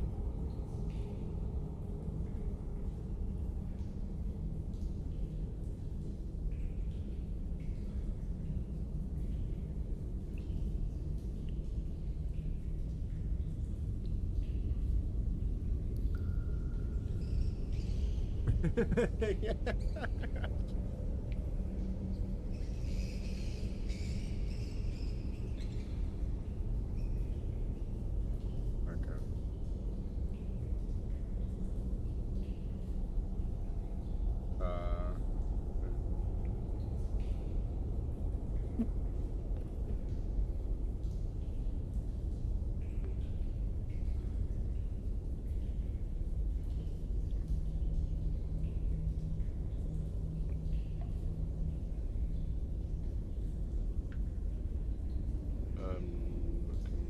Languages, common, goblin, and orc.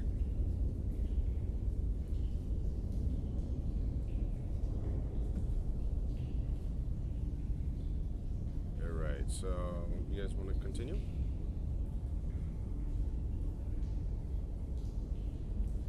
Yep, see you guys.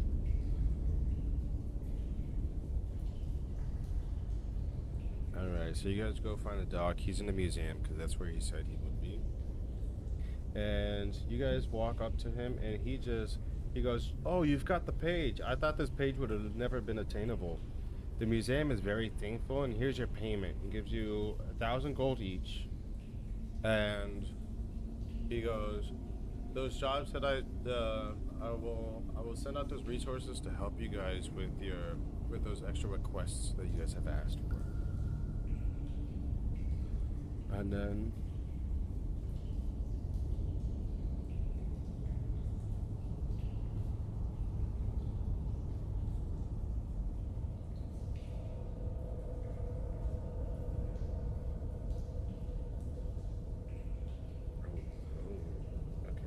persuade him to spill the beans on what's on the page.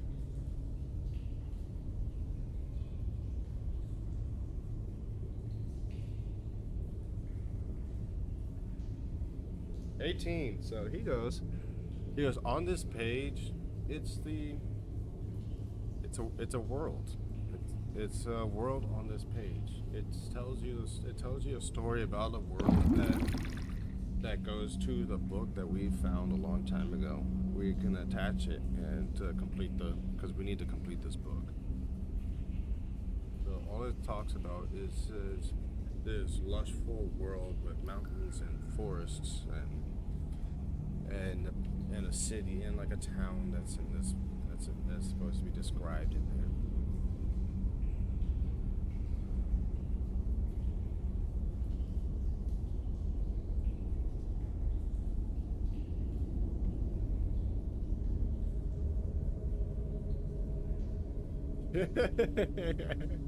So this book was being sought after from another city.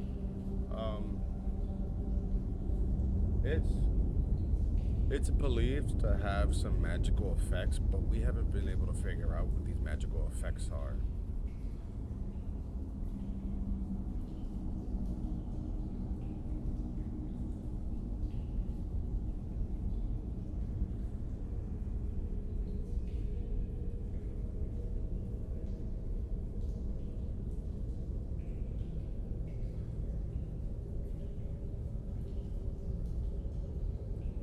Okay.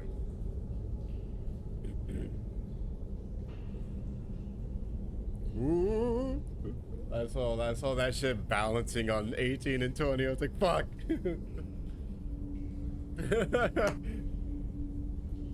Yeah. He's like, I already told you guys exactly what we know. There isn't much more to know about this book, about this page. But it's just that there's apparently other pages to this book that's supposed to explain other different lands, just like how this one does. But the other ones have desert and stuff like that.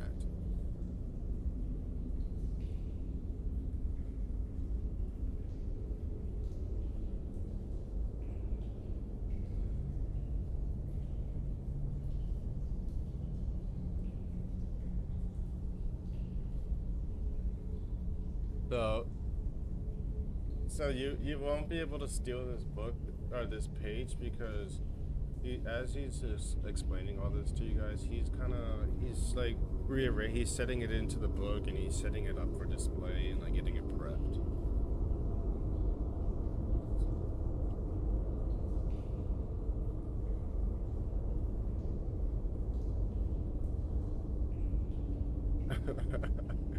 Okay, sleight of hand.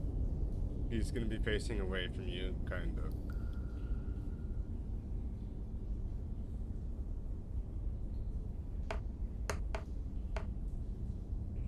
$17. Same exact thing. You snatch this page and you don't know exactly what it is. Where is...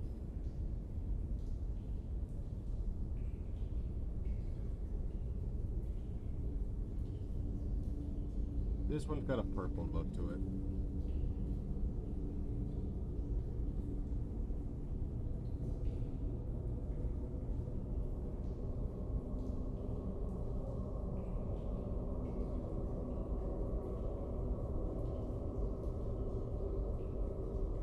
He hands it off. He hands it off to like a group of monks. They appear to be like monks. They're in robes and they're walking around in like silence. They take it and they just walk it off into the museum itself in front of where everybody can see.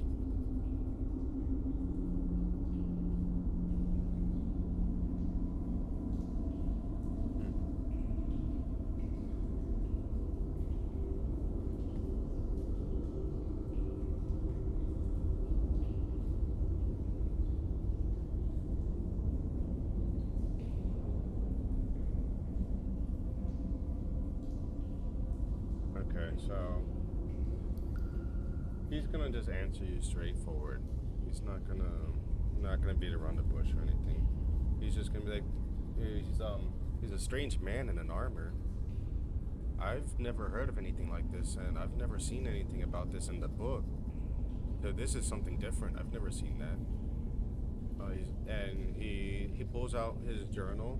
He's like, that's very, very interesting that he was looking for this page, and he took this other book instead of the page that you're looking for. And he asks you to describe this character or this person to him. So and he's writing all this information down into his page or into his journal.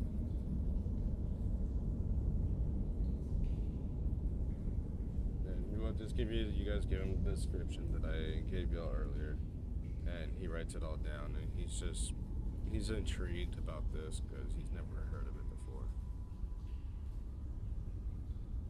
So you guys can decide if you guys want to go to the local tavern or if you guys want to go to an inn to get some rest, or if you guys want to go sit for if you guys want to go to the festival and watch the fireworks and stuff.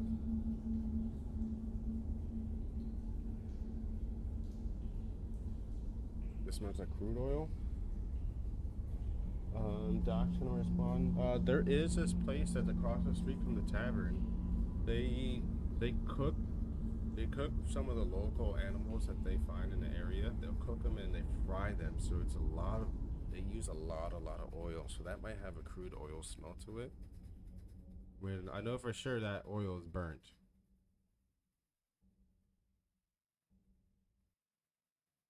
And what were you saying, Raven?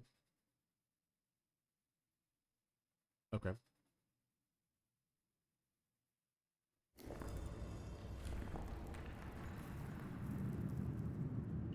Okay. All right. So he's going to. What he's gonna do is he's gonna grab this little bell off his table, off his desk, and he's gonna ring it, ching ching ching, and these two different monks are gonna walk in. Right? They're gonna walk into the room. They're gonna walk up to him. He's gonna be like, "Hey, I need you guys to find this ogre for this young lady." And what was the turning to you? What was the description of this character, of this ogre?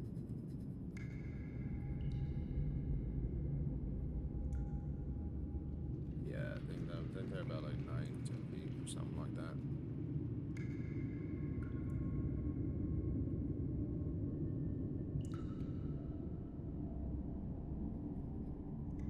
Okay.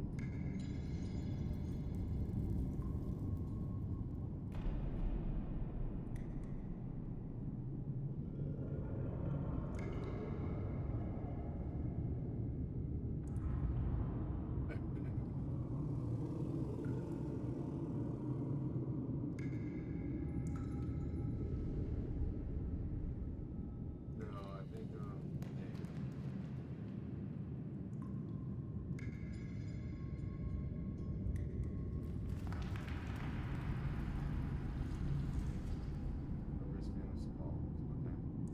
and we'll be like, "Oh, well, you guys heard her. That's the description. I need you guys to go find this character or find this person for her. It's part of our deal." So, and then they walk off. They kind of just turn around. They like give like a silent nod, and they turn and walk away. And then,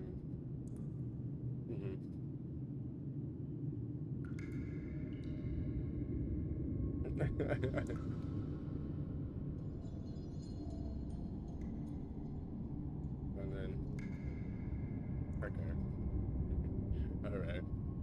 It's only just a regular bell, like a little regular like office bell, but it's nothing. There's nothing special. It's just inside the museum, those monks are trained to listen for that bell because they're like servants.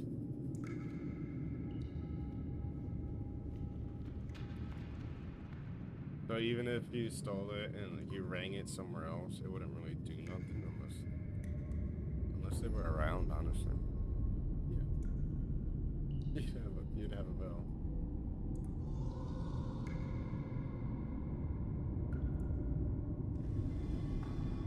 So we're gonna use that. That's gonna be a view of Solvaris.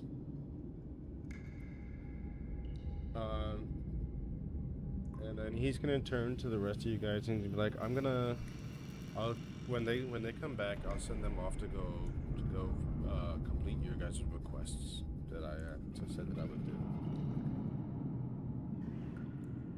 Alright.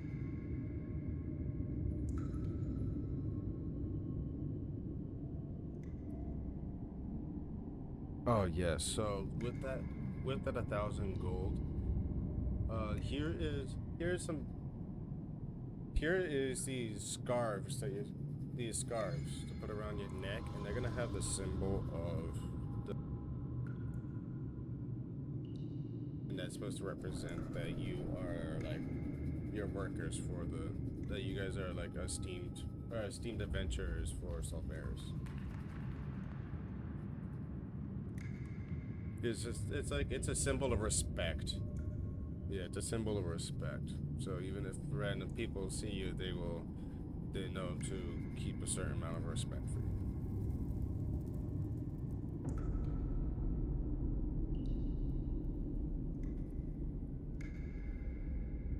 Okay.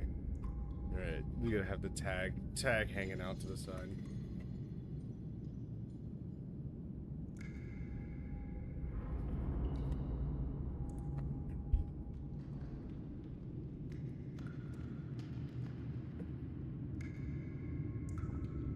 Roll for investigation.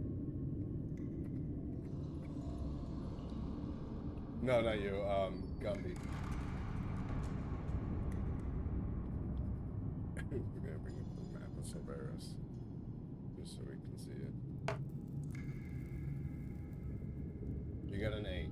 So you check your pockets. You feel something kind of like sticking, like kind of poking in your pocket.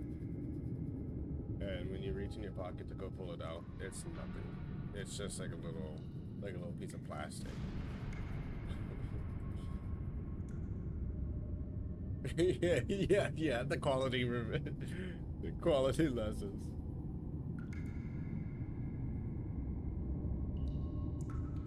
yeah.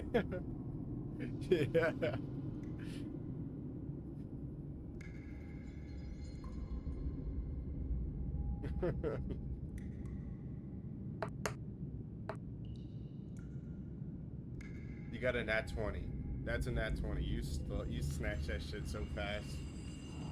You snatched it from him so fast that he does not know what the hell happened. He's like, what the? He kind of like froze in shock.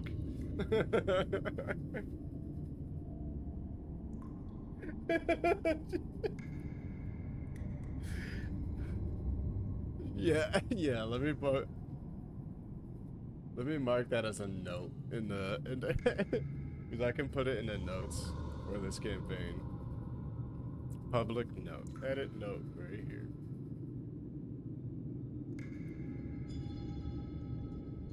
Alright, so public note. First, that 20.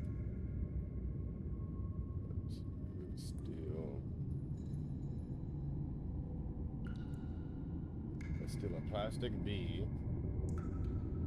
Gumby. It's there now. So when you guys click on, when you guys go in and you guys click on campaigns and you click on the Lost Worlds, you should be able to see at the bottom.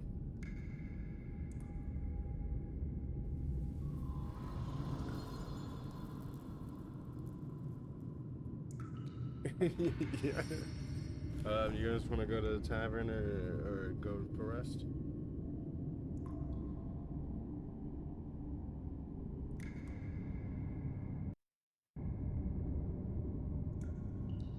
Alright, and you guys are gonna get a free, just because you guys have those sashes or scarves with the symbol, you guys are gonna be able to get a room for free in this inn. Because it's that respect for having those. People are kind of like, some people will give you some free stuff, some other people will be a little more like, oh, you should pay a little more since you're a big shot, you know.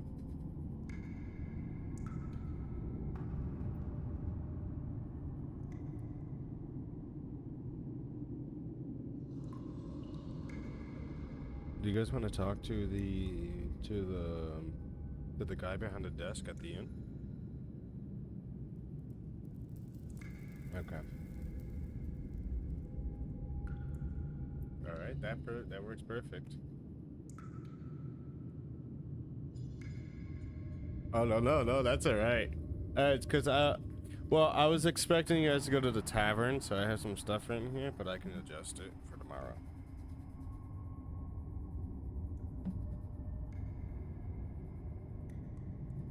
Get some food, yeah. Yeah. All right, so that's it. That was this session.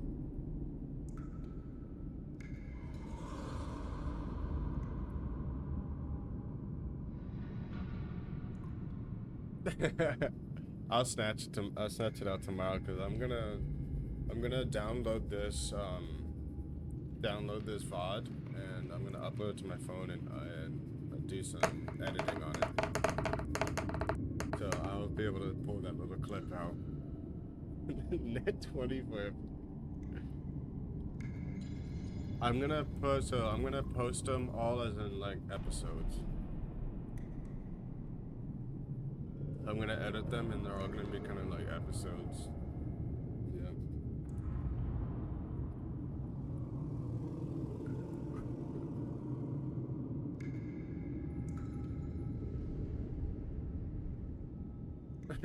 Yes.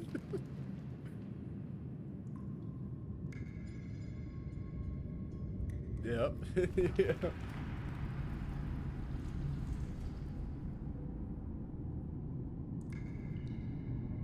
Yeah.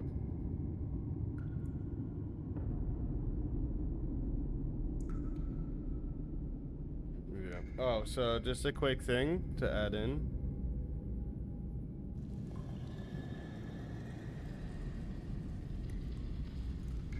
Yeah. So, just a quick thing. While you guys are sitting there in the, like, it's you guys are sitting in your guys' rooms, it's gonna be 2 to 2.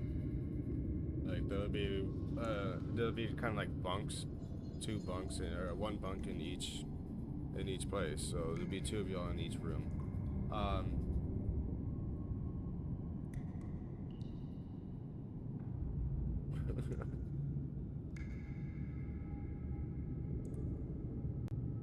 We'll put the 2 that are fighting over letters in the same room. So Fang, everyone's asleep. The city's finally quieted down, and there's no more you can hear the little stragglers of the drunk people singing, walking through the streets. You guys are all asleep, and Fang, you hear like a moaning and groaning, like ooh. Oh, like someone's in pain, and you get up to investigate. You get up to investigate it, and it's Timson. Timson's curled up in a ball. His eyes are shut, curled up in a ball, sweating. And he's holding his stomach. He's fallen ill to something. We don't know what it is.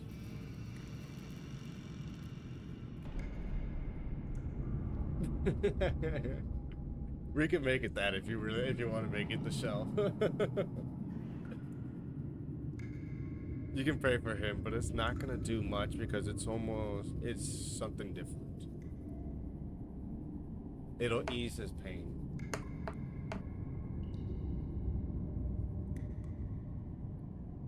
It won't really do. It like eases the pain. And his eyes are still shut, but you kind of notice he actually just he actually falls back asleep.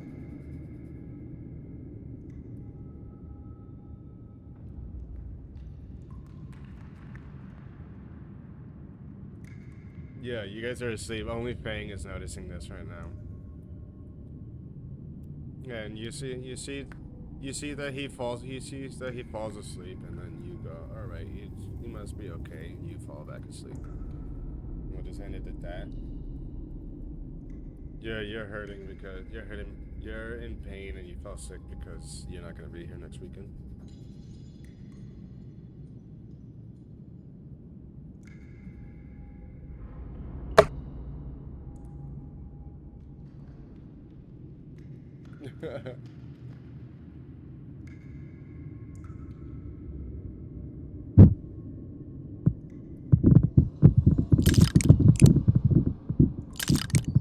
Oh my god, all the stuff.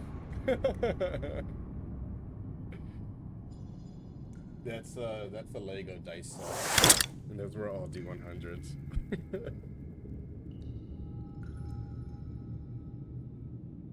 Alright, yeah, so you're just sick because you're gonna be gone. Thank you. Oh, I thought you were gonna be gone next week.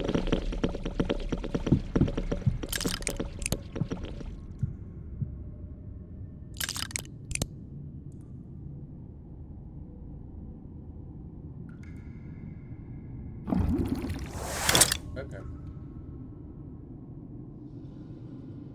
Oh yeah. All right.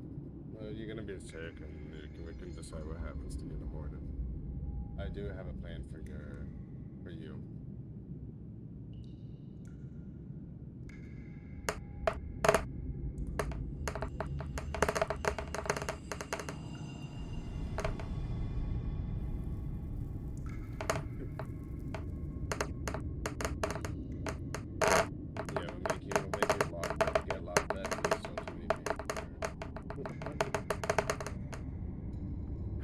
Yeah.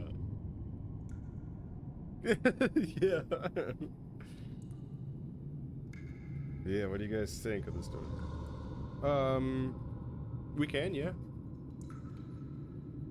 We can do it weekly if you guys want to.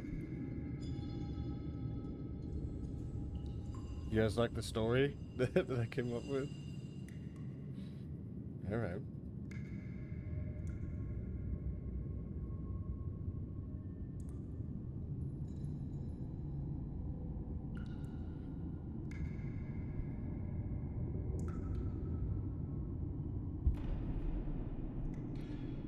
Okay, that's all right. We can. I know. What's his face? One of the other guys in the server said that if one of you guys can't make it, that he can. You guys can hire him on like a mercenary. Kind of, yeah. So if we go that route, then you can at least sit here and still watch. You can at least watch like on Towel stream or something.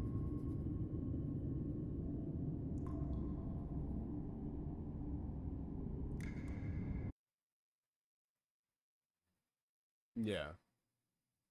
Yeah, and I'm thinking every Saturday around this time we do this just so that this entire week you guys can go and read about your guys' moves and attacks and stuff like that.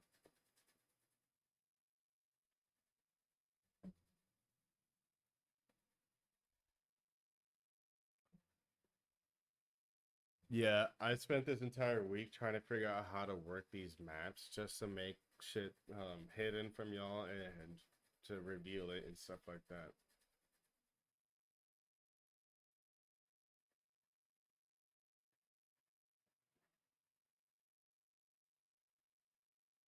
Um, you guys can level up your character to level 2.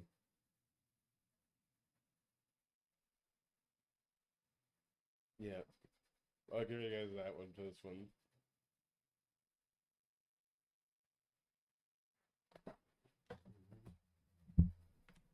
Yeah.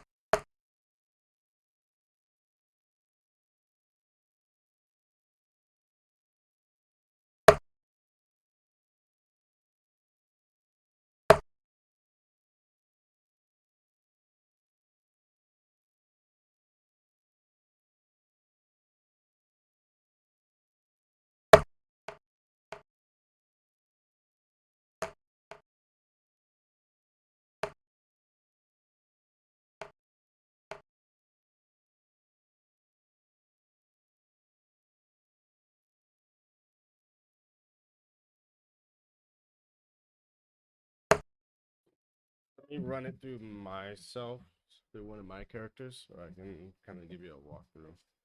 I'm gonna use my phone too for this one. Yeah, I'm gonna do it on my phone. So if you go to characters, choose, click the 3 dots and it says edit character.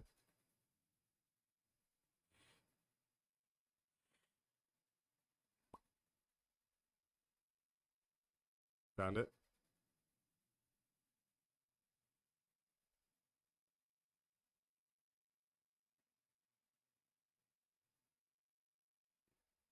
If you're in the D&D Beyond app, at the bottom, it says characters. Oh, I'm showing it on stream.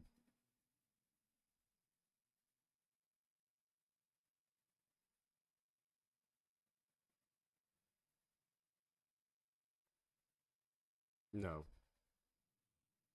Yeah.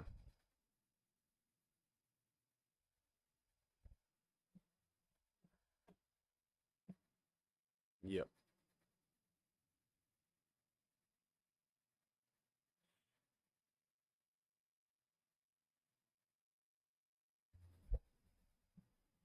All right, you found character?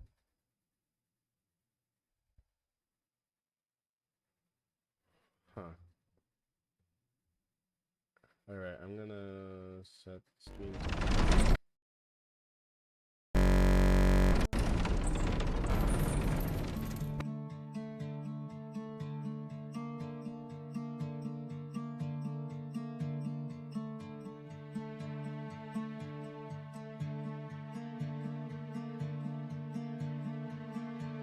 The map is folded, the ink has dried, the torches dim in the hall. We rolled our last